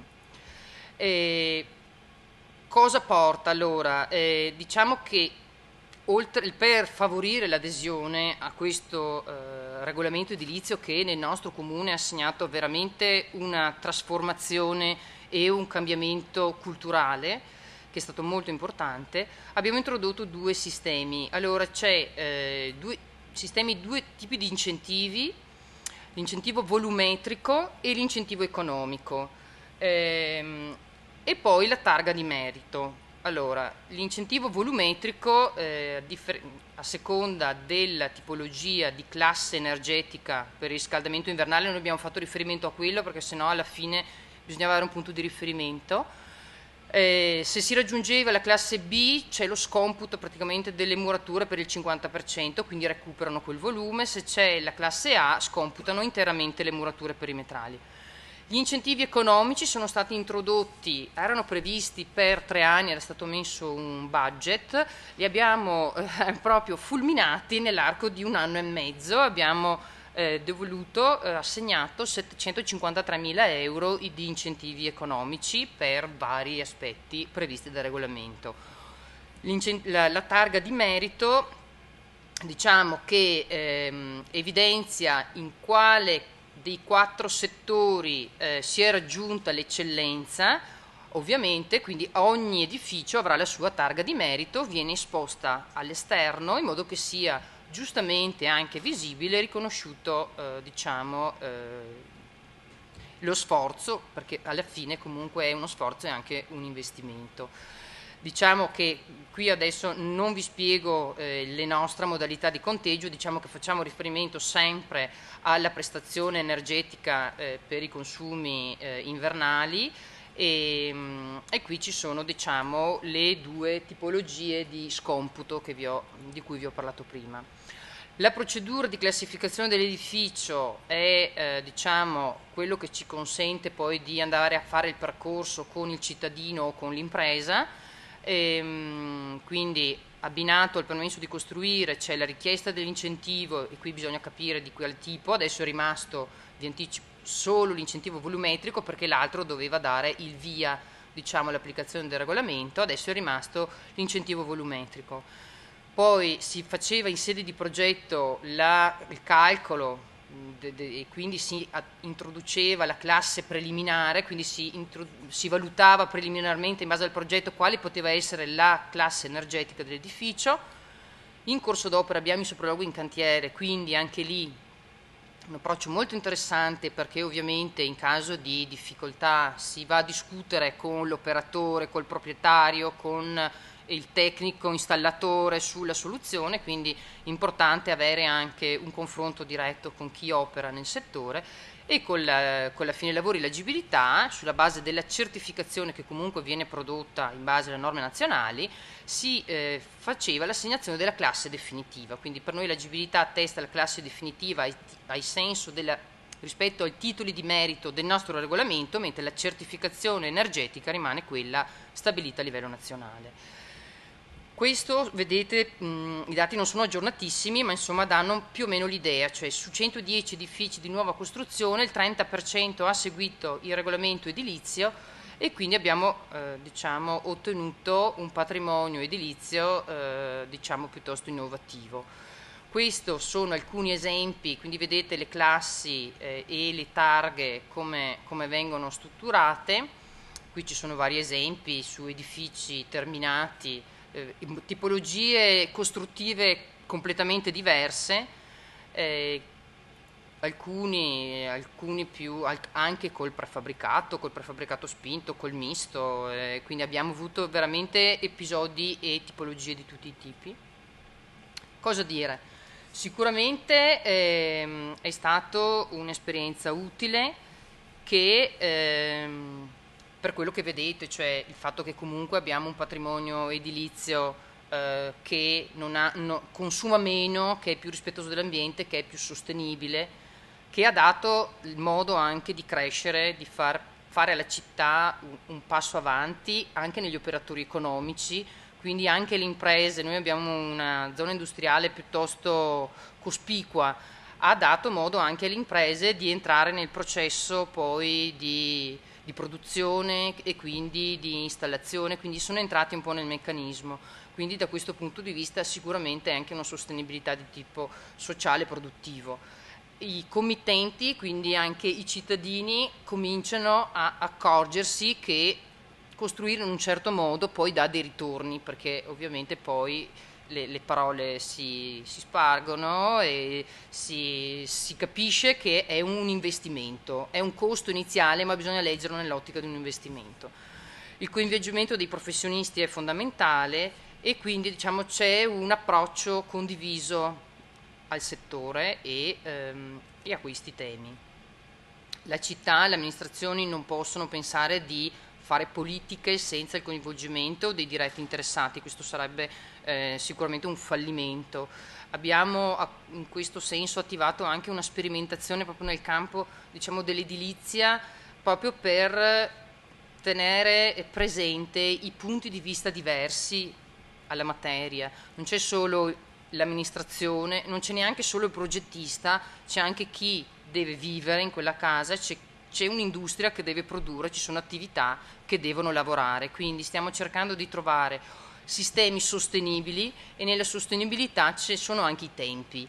I tempi dell'edilizia adesso sono eccessivi, c'è una eccessiva proliferazione di norme confuse, questo a livello locale abbiamo avviato proprio in sperimentazione una revisione, come dire, ci troviamo, sentiamo quali sono le esigenze e cerchiamo di tenerle presenti tutte.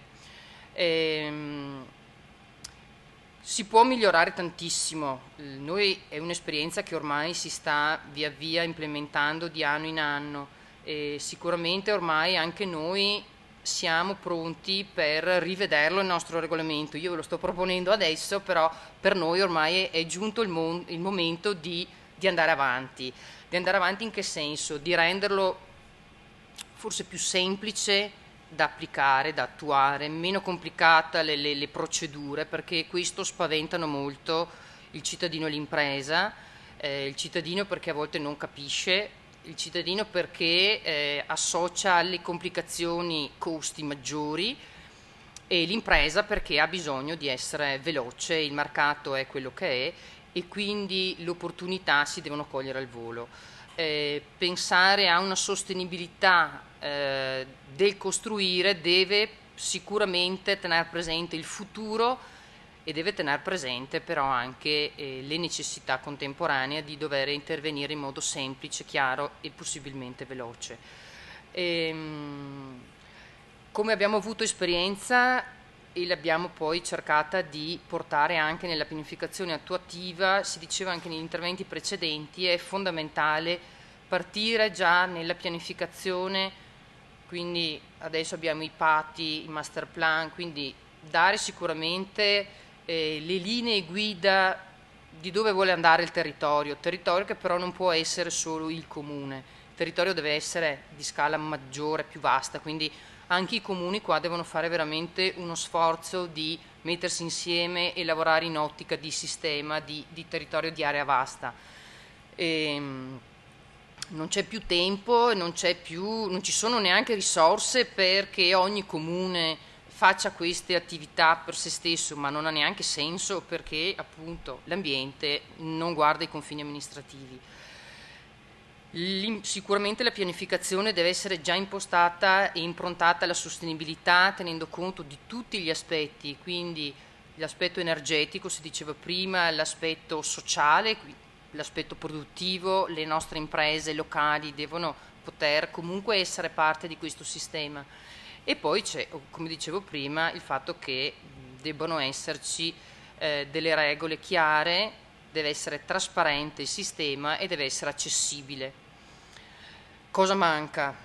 Mancano sicuramente, mi viene da dire, forse un approccio più, come dire, organizzato e condiviso di tutti gli aspetti. Adesso abbiamo delle norme che a volte per chi è operativo nel settore, credo lo abbia ben presente, a volte sono contrastanti. Questo è visto male sicuramente dai cittadini e dalle imprese che devono operare e per chi opera all'interno dei comuni è difficile perché non si sa mai come e a volte in quale direzione andare. Il fatto che ci sia trasparenza secondo noi è un aspetto fondamentale perché la trasparenza evita le discriminazioni e favorisce sicuramente l'applicazione delle buone pratiche. Come si diceva nel protocollo Itaca del precedente intervento, la scarsa definizione ad esempio dei materiali ecocompatibili, cioè ci sono degli aspetti che nella trasparenza devono essere affrontati. Non c'è solo l'aspetto normativo, che se io ho norme chiare, possibilmente coordinate e magari anche che guardino alla direzione, alle strutture di quello che sarà il nostro territorio, più che a definire che la tettoia debba essere fatta in legno e coppi piuttosto che in ferro e vetro. Queste sono scelte che credo che un territorio possa anche permettersi, che sia lasciato anche al cittadino, cioè credo che l'architettura sia anche evoluzione e anche il territorio. L'importante è guidarla all'evoluzione, cioè dare il senso di dove si vuole e quali sono gli obiettivi da raggiungere. Per quanto riguarda la nostra esperienza, è sicuramente positiva. Cercheremo di mettere a sistema un po' tutte le esperienze, quindi vedremo cosa riusciremo a fare nel prossimo periodo. Grazie. Ringraziamo Alessandra Nicoli per questo interessantissimo intervento, che mi ha dato, come del resto i precedenti, tutta una serie di stimoli, e mi viene da dire che il progetto, come anche il piano urbanistico, non si esauriscono nel momento in cui sono approvati.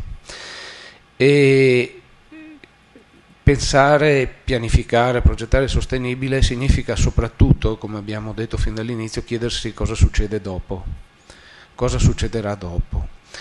E questa domanda la potremmo porre a Marisa Fantin, la nostra amica che viene qui in rappresentanza dell'INU Veneto, e si tratta di temi che certamente, lo sappiamo, abbiamo spesso discusso insieme, e quindi volentieri l'ascoltiamo per sentire che cosa ne pensa.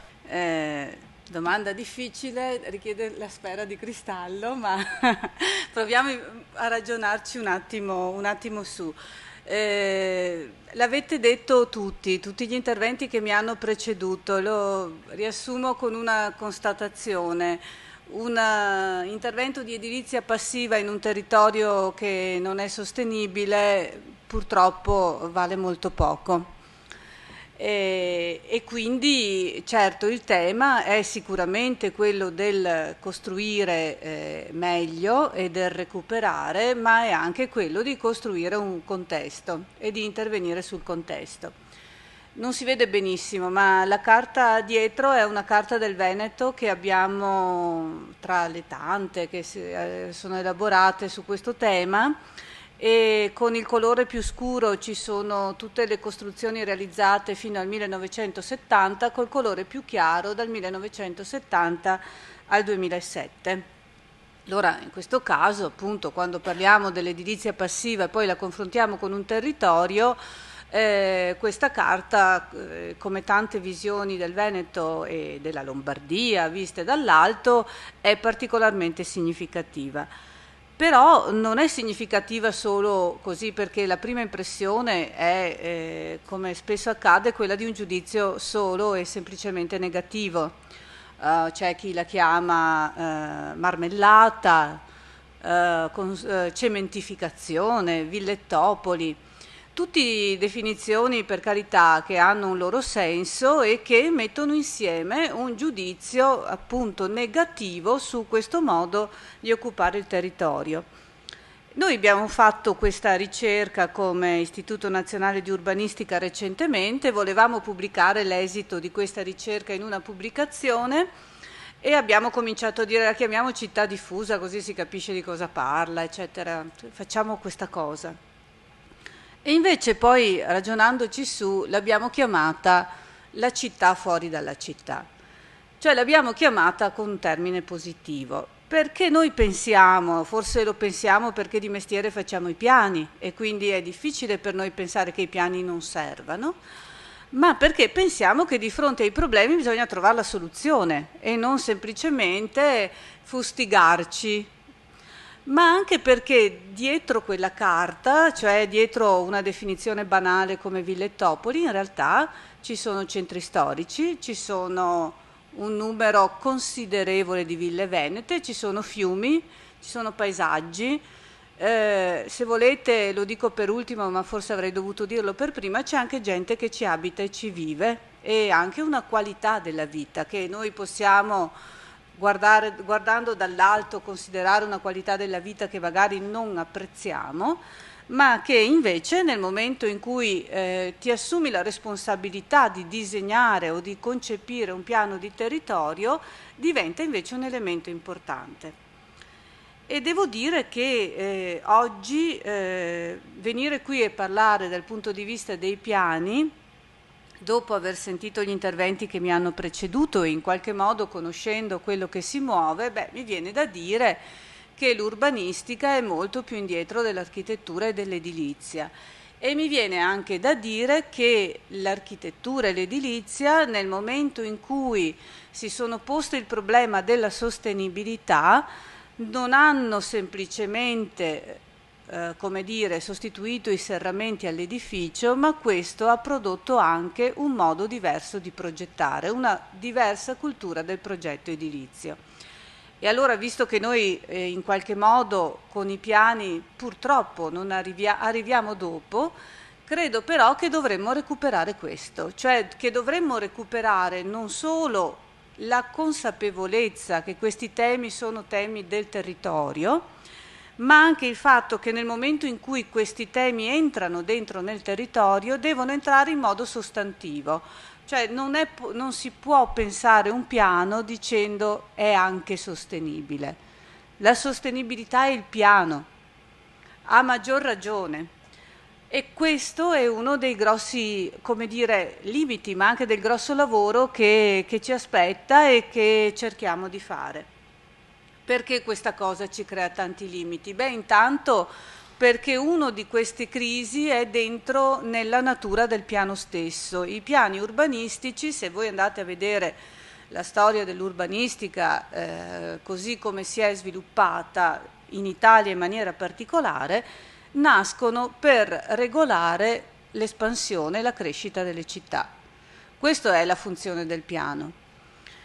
Nasce per regolare la rendita, nasce per dare, una crescita, uno sviluppo in qualche modo coerente con un certo sistema di vita. Oggi non parliamo più di crescita, oggi non parliamo più di espansione, ma purtroppo tante parti dei nostri piani sono rimaste uguali a prima. E quindi la difficoltà che abbiamo è certamente, come diceva l'intervento che mi ha preceduto, nel proliferare delle leggi, dei meccanismi e della burocrazia. Però, e su questo poco c'entra il mio intervento, ma lo considero sicuramente un problema. Ma c'è anche una difficoltà culturale su quello che è il piano. E allora credo che in questo senso il piano debba recuperare una dimensione molto, molto diversa.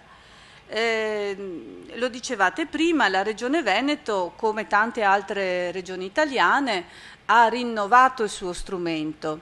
È dal 2004 che ci pensa, no? Diceva Claudio prima, no? Dal 2004 che ci pensiamo dividendo soprattutto in due parti il momento della pianificazione, una parte che è strutturale e una parte che è operativa.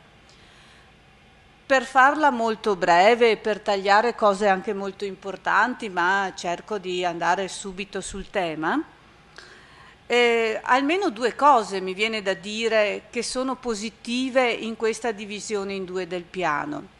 La prima, che non è tema di oggi, ma che comunque col tema di oggi ha a che fare, perché oggi parliamo di energia, parliamo di sostenibilità in termini ambientali, ma tutti quelli che mi hanno preceduto hanno giustamente sottolineato che c'è una sostenibilità che è anche economica e sociale. Ma per non aprire nuovi fronti citerò solo il fatto che dividere in due momenti il piano è intervenuto su una degli elementi più difficili di controllo e di ragionamento sullo sviluppo del territorio, che è il tema della rendita. E quindi questa idea che la trasformazione dei suoli costruisce una rendita e che questa rendita in qualche modo genera processi economici e usa il territorio a volte, spesso in maniera impropria, è uno dei temi importanti che nel tempo hanno, come dire, amputato spesso i piani di tante altre loro capacità progettuali. Ed è un tema su cui la divisione in due interviene, devo dire, in maniera in parte anche efficace. Ma c'è un secondo punto che è più sull'oggetto dell'incontro di oggi e che è particolarmente significativo, e cioè le nuove leggi urbanistiche introducono il concetto della sostenibilità ambientale dentro ai piani. È una cosa che prima della nuova legge urbanistica non esisteva. Se voi andate a vedere, la gran parte dei regolamenti che hanno a che fare con la sostenibilità erano regolamenti che non c'entravano niente coi piani. Il regolamento energetico, il piano della mobilità, si facevano in altri momenti fuori dai piani. L'aver introdotto il tema della valutazione ambientale strategica e il tema delle questioni ambientali all'interno dei piani mi sembra sia uno dei meriti che vanno riconosciuti.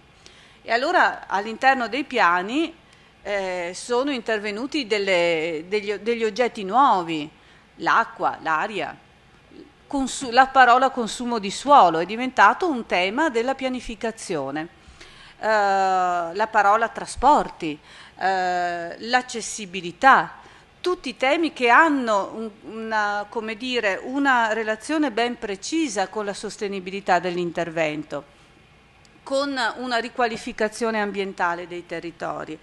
E dentro questi temi ce ne stanno anche altri, come che avete citato negli interventi precedenti, rigenerazione urbana, ma io dico anche e ancora e soprattutto in un territorio come il territorio veneto, il tema della tutela e il tema del recupero dell'architettura, che dobbiamo riportare al centro. Oggi l'economia va, come dire, in direzioni diverse. Abbiamo avuto una stagione dei piani in cui sembrava che il problema fosse che i piani non fanno lavorare il mercato e che in fondo il mercato si autoregola.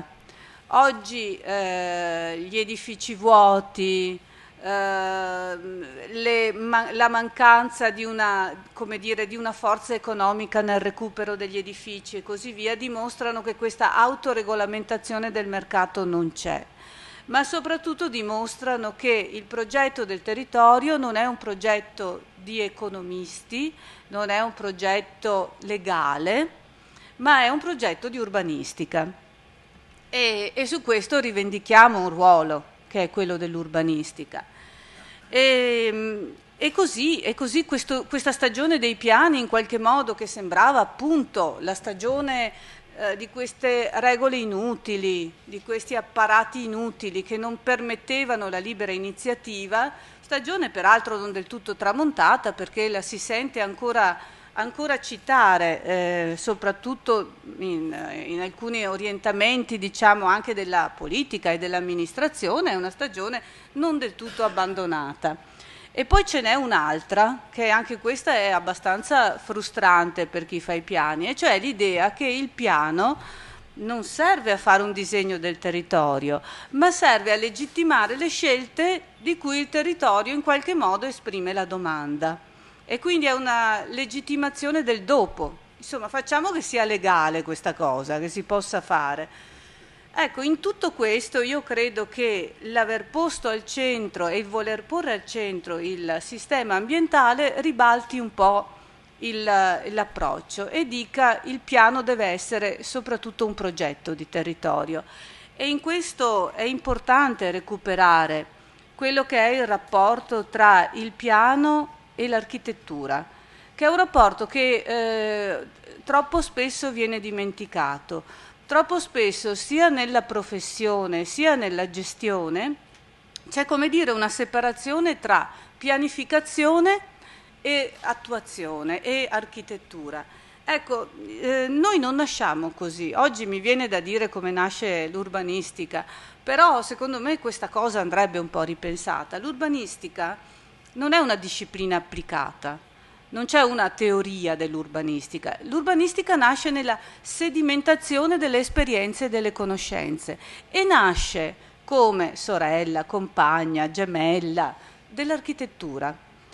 E allora questa idea di riscoprire il progetto urbano, la dimensione del master plan, cioè questa idea di riconoscere che non è detto che per essere strutturali si debba essere astratti, credo che la potremmo e la dovremmo recuperare e sarebbe un'ottima relazione tra la componente edilizia e la componente invece di pianificazione.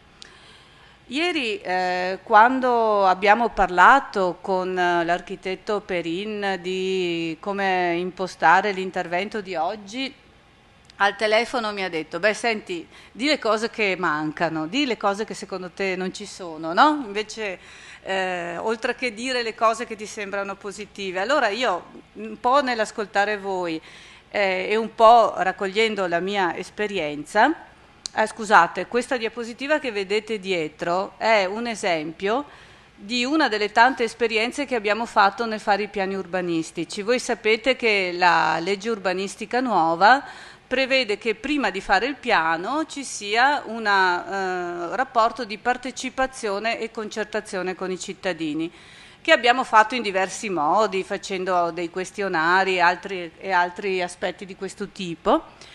E questo è solo un esempio, ma viene fuori spesso. Questa è la domanda che i cittadini fanno al piano, cioè quando uno ai cittadini gli chiede ma tu cosa vorresti trovare nel tuo nuovo piano urbanistico? Lo slogan l'abbiamo scritto noi, ma vi assicuro che le domande dietro ci sono, questi sono i valori che vengono chiesti, a maggior sostegno di questo ruolo importante della sostenibilità dentro al progetto urbanistico.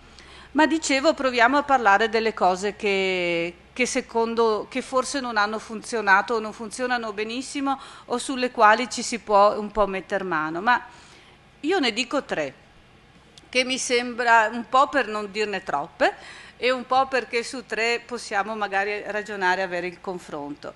La prima questione riguarda il metodo con cui costruire il piano. Allora l'abbiamo detto, il piano ha almeno 3 aspetti importanti, quello ambientale, quello infrastrutturale e quello insediativo. Beh, mi verrebbe da dire una cosa, che se noi avessimo delle città dove c'è una mobilità efficiente e sostenibile, dove c'è una buona rete ecologica e dove la rete ecologica è tutelata ed è potenziata, ma forse i piani non servirebbero neanche. Il problema è che noi non abbiamo le prime 2 cose. Allora, nel momento in cui noi andiamo a ragionare e andiamo a costruire il piano sotto un profilo strutturale strategico, la strategia deve partire dall'aspetto ambientale e dall'aspetto infrastrutturale, deve partire dal riconoscimento e dalla progettazione della rete ecologica e della struttura della mobilità. Il sistema insediativo, che invece sta sempre al centro dei piani e tutti guardano solo quello, cioè insomma, quando tu fai un piano di assetto del territorio in Veneto, tutti guardano dove hai messo le freccette, dovrebbe essere una conseguenza, dovrebbe venire dopo, ma l'aspetto fondamentale è l'altro. Non è vero che sono tutti sullo stesso livello, non è vero che l'uno influenza l'altro con pari dignità. È vero che noi dobbiamo lavorare prima sul costruire questa base e solo dopo che questa base è costruita potremo ragionare su quello che viene dopo. E questo è il primo aspetto che mi sento di sottolineare. L'altro riguarda invece un termine, anche questo vecchio, della storia dell'urbanistica, che è la parola standard. E lì riprendo un attimo il ragionamento che facevo prima. I piani sono nati per governare l'espansione delle città e nel governare l'espansione delle città il famoso decreto 1444, che tutt'oggi ci portiamo dietro, stabiliva per ogni abitante di quanti metri quadrati poteva aver bisogno di verde, parcheggio, aree per l'istruzione e così via. Siamo sicuri che ancora oggi è questo il problema della qualità? È ancora un problema di quantità? Io vi assicuro che se fate i conti in Veneto ce l'hanno quasi tutti i metri quadri che servono, ma forse non dobbiamo ragionare sulla qualità dell'ambiente. Il vero standard non sarà questo, non sarà l'efficienza del funzionamento del territorio piuttosto che sulla quantità di edifici scolastici e così via. Certo, non è più un nostro problema, lo è, certamente in questi termini, ma probabilmente c'è un problema di gestione. Pensate alle aree produttive, pensate al tema di come chi lavora nelle aree produttive ci arriva, ognuno con la sua auto o con un mezzo pubblico. Allora il problema è quanti parcheggi per ogni dipendente oppure quale rete di mezzi pubblici a seconda dei dipendenti che vanno e di dove devono partire. Ecco, io anche questo è un tema che porrei agli atti di indirizzo della legge 11. Proviamo a ragionare e teniamocela la parola standard, ma proviamo a dire che oggi è un'altra cosa, che quello che segna la qualità è un'altra cosa. E l'ultima, che è legata alle altre due, è il tema del dimensionamento del piano. Cioè, quanto cresce? Per quanto lo dimensiono questo piano? Ecco, io penso lo faccio crescere o no a seconda di quante risorse disponibili e attivabili riesco a individuare. Sono le risorse, non è più quanti bambini nascono, non è più un tema di questo tipo, perché su questo tema abbiamo, come dire, raggiunto poi un certo equilibrio. Sono le risorse che fanno la dimensione del piano. E anche su questo credo che ci sia, appunto, che si apra un mondo. Oggi chi lavora nelle città, nei comuni di una certa dimensione, il sindaco ogni tanto ti dice: ma architetto, facciamo una smart city. Allora, cos'è questa smart city? È una cosa dove internet funziona dappertutto? Sì, per carità. Però le smart city sono tante altre cose, no? Sono tante delle cose che avete detto prima, che hanno detto prima quelli che sono intervenuti e che non sto a ripetere perché mi avvio verso la conclusione. Ma mi avvio verso la conclusione facendo, visto che hai aperto con una citazione, chiudo anch'io con una citazione. Questa cosa delle smart cities mi intriga molto, perché poi dico, vabbè, allora adesso cosa faccio? Allora vado a vedere, no? Ma come fanno a dire che una città è smart o non lo è? Ma quali sono gli elementi? Beh, insomma, ci sono tantissimi criteri, però ne ho trovato uno che a me piace molto e che dice una città è una smart city se un bambino in agosto col caldo può uscire di casa, comprarsi un ghiacciolo e tornare a casa senza sporcarsi. Questa è una smart city. Io credo che qua dentro ci stia un po' tutto il ragionamento che abbiamo fatto e credo che ci siano appunto tutti gli obiettivi e i criteri con i quali potremo andare a lavorare in futuro. Grazie. Grazie a Marisa Fantin del suo intervento, come sempre chiaro, ma soprattutto mette in campo tutta una serie di questioni fondamentali che da un certo punto di vista spaventano, dall'altro però sono degli stimoli, insomma, a lavorare su questi temi. Siamo partiti dalle strategie, dalla cultura, siamo passati attraverso la tradizione. E poi abbiamo parlato di strategie e abbiamo visto come nell'esperienza pratica si faccia sempre più fatica a far stare dentro queste cose nei piani. I piani sono diventati probabilmente gli strumenti stretti, soprattutto da quando è stata inserita appunto la valutazione di sostenibilità della quale parlava Marisa. Direi che è stata una giornata molto densa e stimolante certamente. La concludiamo con il presidente dell'Ungherone Fiere che ci ha raggiunto e lascio volentieri a lui le conclusioni. Intanto devo ringraziare la Regione Veneto e tutti quelli che collaborano per questo appuntamento di oggi, in modo particolare Franco Alberti, che conosco da troppi anni, che vuol dire che siamo anziani, anche per il suo attaccamento per per questo territorio, che è un territorio che per fortuna, grazie anche a lui, all'interno della regione, con tutti i suoi collaboratori, in questi anni io, sia quando ero presidente della provincia, sia quando avevo avuto l'esperienza di assessore in Regione Veneto, abbiamo affrontato queste problematiche con i paesi che ci circondano. E quindi abbiamo avviato tutta una serie di progetti europei e di esperienze come quelle che oggi, mi dispiace, ma questa mattina noi avevamo altri appuntamenti. Per fortuna il palinsesto di questa 4 giorni della fiera è ricco, ci sono diversi argomenti, diversi temi che vengono affrontati. Questo vuol dire che nonostante il momento di grande difficoltà del settore ci sono idee, ci sono progettualità. Vedo anche il direttore della scuola edile di formazione professionale di Sedico, l'architetto Danilo De Zaiacomo. Attraverso queste realtà come quelle del progetto Consorzio Legno del Legno Veneto riusciamo a fare tante cose, in attesa che la politica dia le risposte anche ai temi che voi oggi avete affrontato. Saluto anche quelli che sono arrivati da lontano, saluto quella che ha appena parlato prima di me. Mi ricordo quando facevo architettura i testi dell'Istituto Nazionale Urbanistica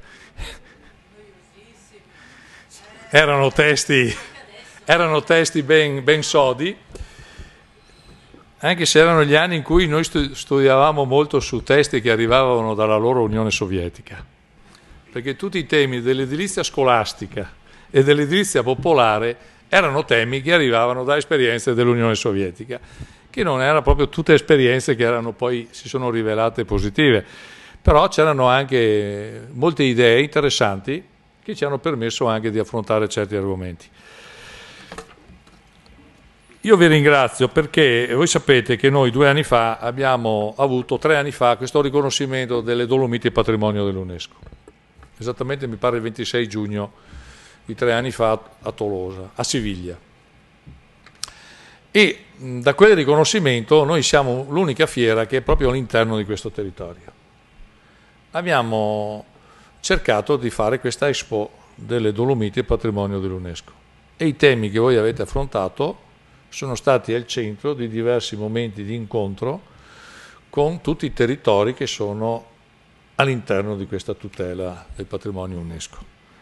E quindi sono sicuro che sul solco di quella esperienza potremo veramente anche noi, da questa vetrina, da questo osservatorio della Fiera di Longanone Dolomiti, potremo collaborare non solo nel darvi l'ospitalità, anzi vi ringrazio per aver scelto questo momento di costruire, per inserire ancora una volta questo vostro momento, però adesso io ho fatto un regalo. Il regalo è quello di chiamare la poetessa ladina, Loredana Prabaldi, che vi leggerà 2 poesie sul tema costruire, che riguarda anche il recupero. E poi ci sarà l'intervento straordinario del presidente nazionale dell'ANCE, Paolo Buzzetti, che ha accettato l'invito di inaugurare questa 8ª edizione e che sono contento che possa mantenere anche l'impegno che era previsto in locandina con voi. Grazie ancora a voi. La parola a Loredana. Grazie Presidente. Ho voluto pensare come 2 facce di una stessa medaglia, il decostruire, perché mi pare che la mia generazione sia ormai pronta a cogliere tutte le brutture che sono state fatte, tutte queste costruzioni che non si integrano con la natura, col nostro paesaggio, e invece una poesia che è anche una poesia d'amore sul costruire. Decostruire, percorrere, sentieri tra case di legno, luce che filtra fra le travi, tavole grigie di pioggia e di sole, sgocciolare di neve dai tetti di scandole, paesaggio dell'anima che ritorna ad antiche armonie, come rondi nel nido intrecciato col becco. Passare da una periferia ad un'altra, città uguali in ogni angolo della terra, scatoloni di cemento a contenere umane formiche. Gli occhi hanno perso la luce della bellezza nelle notti di nebbia e di spot colorati. Nasceranno generazioni con il gusto di decostruire e riedificare euritmia di pensiero e di cuore?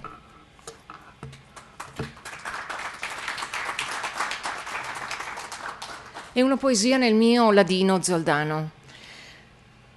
Andue dionne a scale fonde della nostra casa, a Ciamber, in tel pradi miei vege che è bun legittima.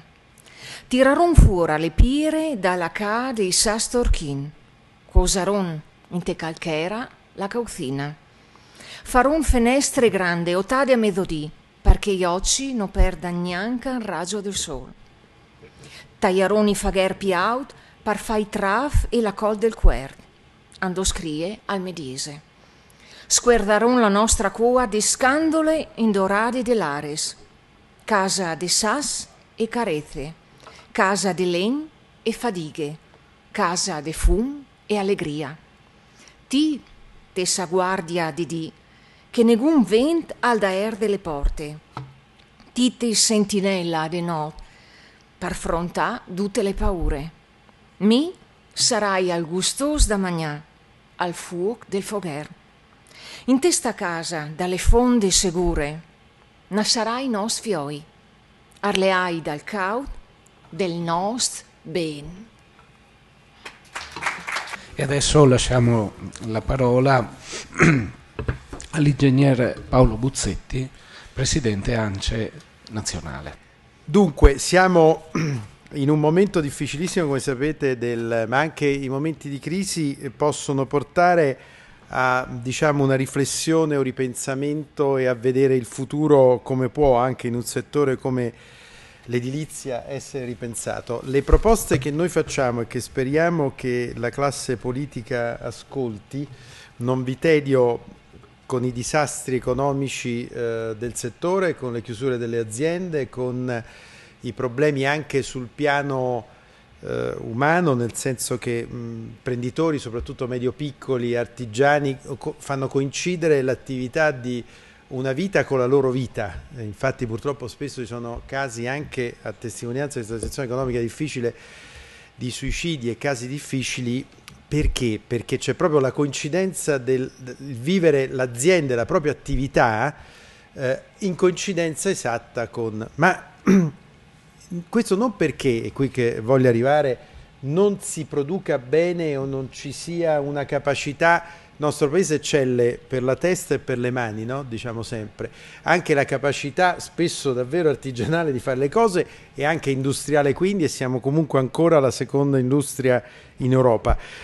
Ma appunto per la difficoltà di questa crisi finanziaria di cui non vi parlo, che sta mettendo in ginocchio tutta quanta la nostra attività imprenditoriale. Però nonostante questo le soluzioni stanno davanti a noi, basta volerle cogliere. Questa del risparmio energetico, ad esempio, è forse uno dei temi più importanti, ce lo dice l'Europa, ce lo dico, è un'esigenza di passare dal consumo del fossile a riuscire ad abbattere le emissioni di anidride carbonica, e soprattutto negli edifici pubblici e negli edifici non residenziali. Infatti tutti i numeri ci dicono questo, che in qualche modo, sapete, per farla breve ma andare al punto, vi dico che noi stiamo proponendo, abbiamo proposto, vanto dell'associazione che rappresento, per primi un vasto piano di intervento sulle scuole. Siamo riusciti a far mettere ben 2 miliardi che stanno lì fermi, tranquilli, burocraticamente bloccati.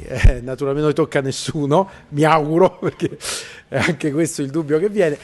No, scherzo, stanno bloccati per patti di stabilità e altre amenità di cui non parliamo, e non è partito questo piano scuola. Ci siamo pure inventati i soldi privati, cioè tu il pomeriggio dammi in gestione la palestra, dico cose banali, per i genitori il pomeriggio dammi in gestione, vediamo come possiamo in centri minori nelle nostre città puoi anche scambiare un edificio, te lo do nuovo ristrutturato e quello vecchio me lo dai e ci faccio un parcheggio, ci faccio un albergo, tutte queste cose sono pronte ma stentano a partire. Però la scuola dovrebbe essere il luogo per primo, gli ospedali, gli edifici pubblici. Quanti sindaci sentiamo che ci dicono che hanno i denari in cassa ma non possono mettere a posto il loro municipio, e dal punto di vista energetico della sicurezza non è a posto.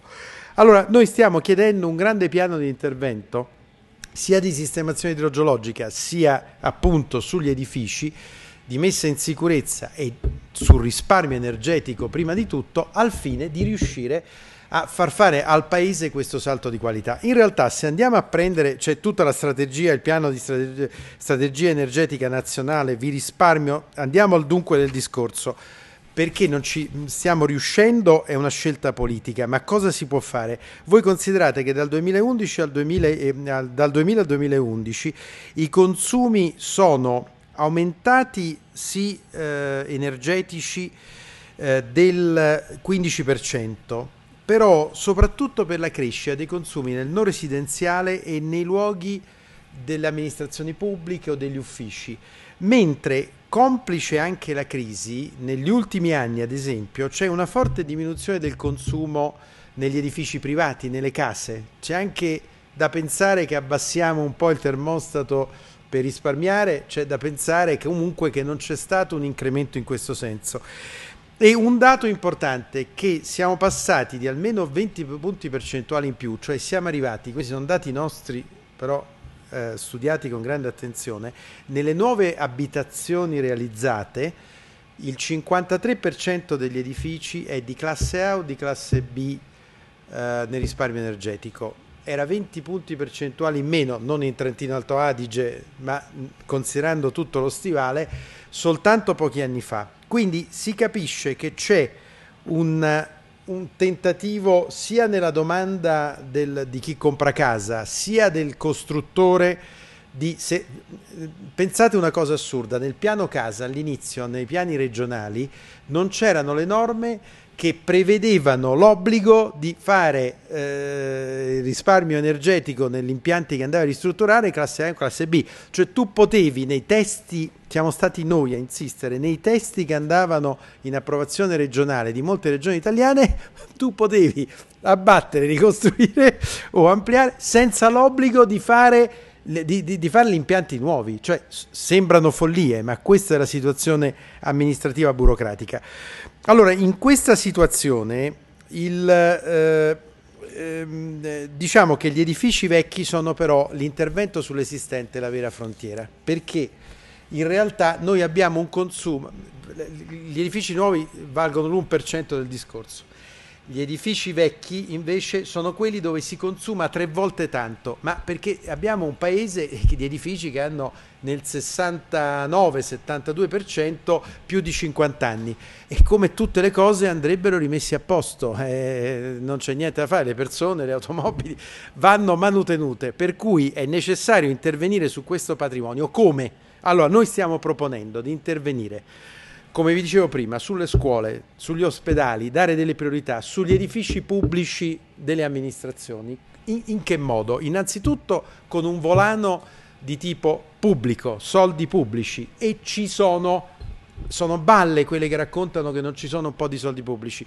Credeteci, abbiamo fatto un censimento, ci sono 39 miliardi, di cui almeno 20 sono già destinati nei comuni, 8,5 nei comuni, e gli altri stanno nello Stato, al CIPE, destinati su interventi anche per le scuole. Sono 2 per le scuole, altri per gli edifici pubblici, adesso vi potrei dare la distinta, non interessa. Qui un volano pubblico si potrebbe mettere in campo. È chiaro che ci vuole che cosa? Che si dica chiaramente rimettiamo a posto gli edifici pubblici, ma è stato un programma di Obama, si è presentato dicendo adesso rimettiamo a posto dal punto di vista energetico gli edifici pubblici. Gli edifici pubblici devono essere i primi a stare a posto. È un grande piano, scuole e edifici pubblici. Soldi pubblici sono, i soldi privati si possono mettere in alcuni casi, per esempio nelle scuole è possibile. Poi ci sono i soldi della Comunità Europea che se cominci a fare qualcosa puoi utilizzare anche a questo scopo, quindi questo grande piano è possibile metterlo in piedi. Qual è il punto? Certamente ci sono dei conflitti Stato-Regioni dal punto di vista legislativo sulla questione della certificazione energetica, però un punto che vorrei sottolineare è quindi la volontà politica di far partire un vasto piano di questo genere. Le risorse sono pubbliche, private, e quelle private, scusate, devo completare questo quadro, si possono completare con degli agevolazioni fiscali. Per esempio, queste agevolazioni del 35, del 55, del 50-55%, se ci fosse la volontà politica di metterle stabili per 10 anni, non è che si può pensare di mettere a posto un paese in 5 giorni. È come quest'idea pazza di mettere a posto il bilancio dopo 30 anni di crescita del bilancio pubblico in 3 mesi. Dice, beh, il paese è allo stremo, grazie, ma non è che ci vuole un premio Nobel dell'economia per andare a mettere a posto un bilancio pubblico in 3 mesi, ammazzando di tasse. Scusate, è il buon senso che manca, e spesso agli indirizzi della Comunità Europea manca il buon senso. La realtà qual è? Quella di dire, per 10 anni teniamo queste agevolazioni al 55%, a cosa servono? A fare i check-up e anche a avviare degli interventi insieme ai denari pubblici e anche nelle case private dal punto di vista intanto antisismico. Sapete perché dico questo? Dal dopoguerra a oggi sono spesi 295 miliardi per intervenire dopo. Lasciamo perdere le vittime, che basterebbero solo quelle, ma dal punto di vista dei danni materiali, calcoli approfonditi dicono che ci rimetteremmo a posto il sistema idrico del paese e faremmo anche discrete cose sul sistema antisismico se questi soldi li spendessimo in maniera preventiva. Allora, le risorse, è una balla quando si dice che non ci sono le risorse si trovano, basta voler fare una politica di questo tipo. Secondo, bisogna avviare politicamente un grande piano, cioè farlo diventare, capire a tutti che è un grande obiettivo importante questo del risparmio energetico e che bisogna farlo in tutti gli edifici del paese. Dobbiamo diventare un paese moderno, non solo in questo ma anche in questo.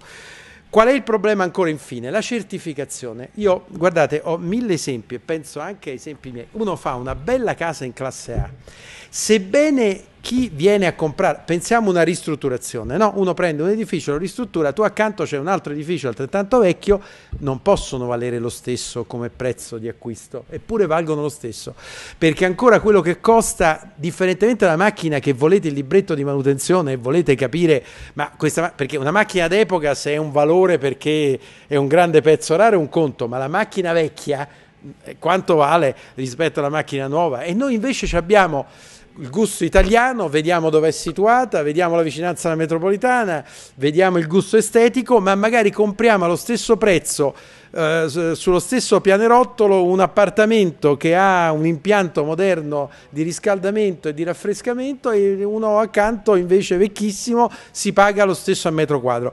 Allora ci vuole una certificazione che diventi proprio un must nelle caratteristiche dello stabile dell'appartamento e che indichi le condizioni di risparmio energetico. In questo senso c'è grande confusione.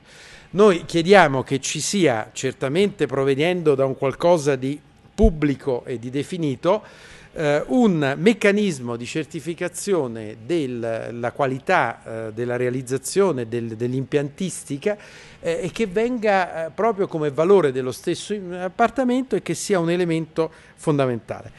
Direi che in questo senso la cosa può permetterci di cogliere dei risultati e guardate, noi abbiamo anche delle proposte, anche su questo non vi tedio ora per andare a concludere, di dire che le misure anche per gli alloggi in affitto ci possono essere delle agevolazioni andando a mettersi bene tra conduttore e conducente che possono permettere di intervenire e di fare un investimento, perché se no chi è in affitto dice ma perché mi devo mettere a rimettere a posto una cosa che non sarà mia in futuro, e il proprietario dice perché la devo mettere a posto soltanto io, e abbiamo un meccanismo studiato che potrebbe dare finanziamenti anche su questo e dare ottimi risultati.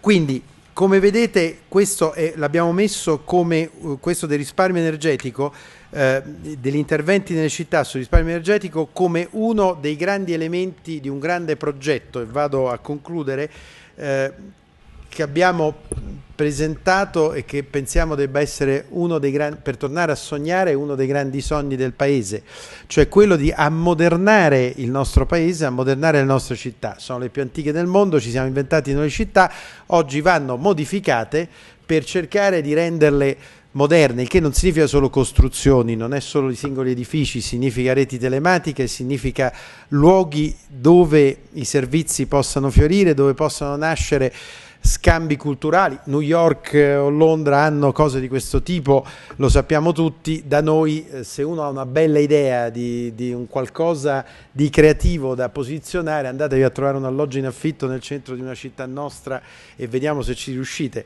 Quindi si tratta ovviamente di creare le condizioni perché le nostre città vivano anche di attività nuove. Questo grande progetto città sulla carta è cominciato, vorremmo che diventasse una grande diciamo scommessa del paese futuro e che ci fosse in questo naturalmente il risparmio energetico come punto essenziale. Io ho capito che avete parlato e me ne sono anche lette di cose molto interessanti dal punto di vista tecnico, metodologico, e ne avete discusso oggi e non era né mio compito né mia competenza farlo. Voglio solo dirvi, nel ringraziare il Presidente che mi ha fatto intervenire a questo convegno, che questo è un tema la cui sensibilità magari non ci pensate spesso, è nella mente non solo dei progettisti, ingegneri e architetti, ma anche dei costruttori.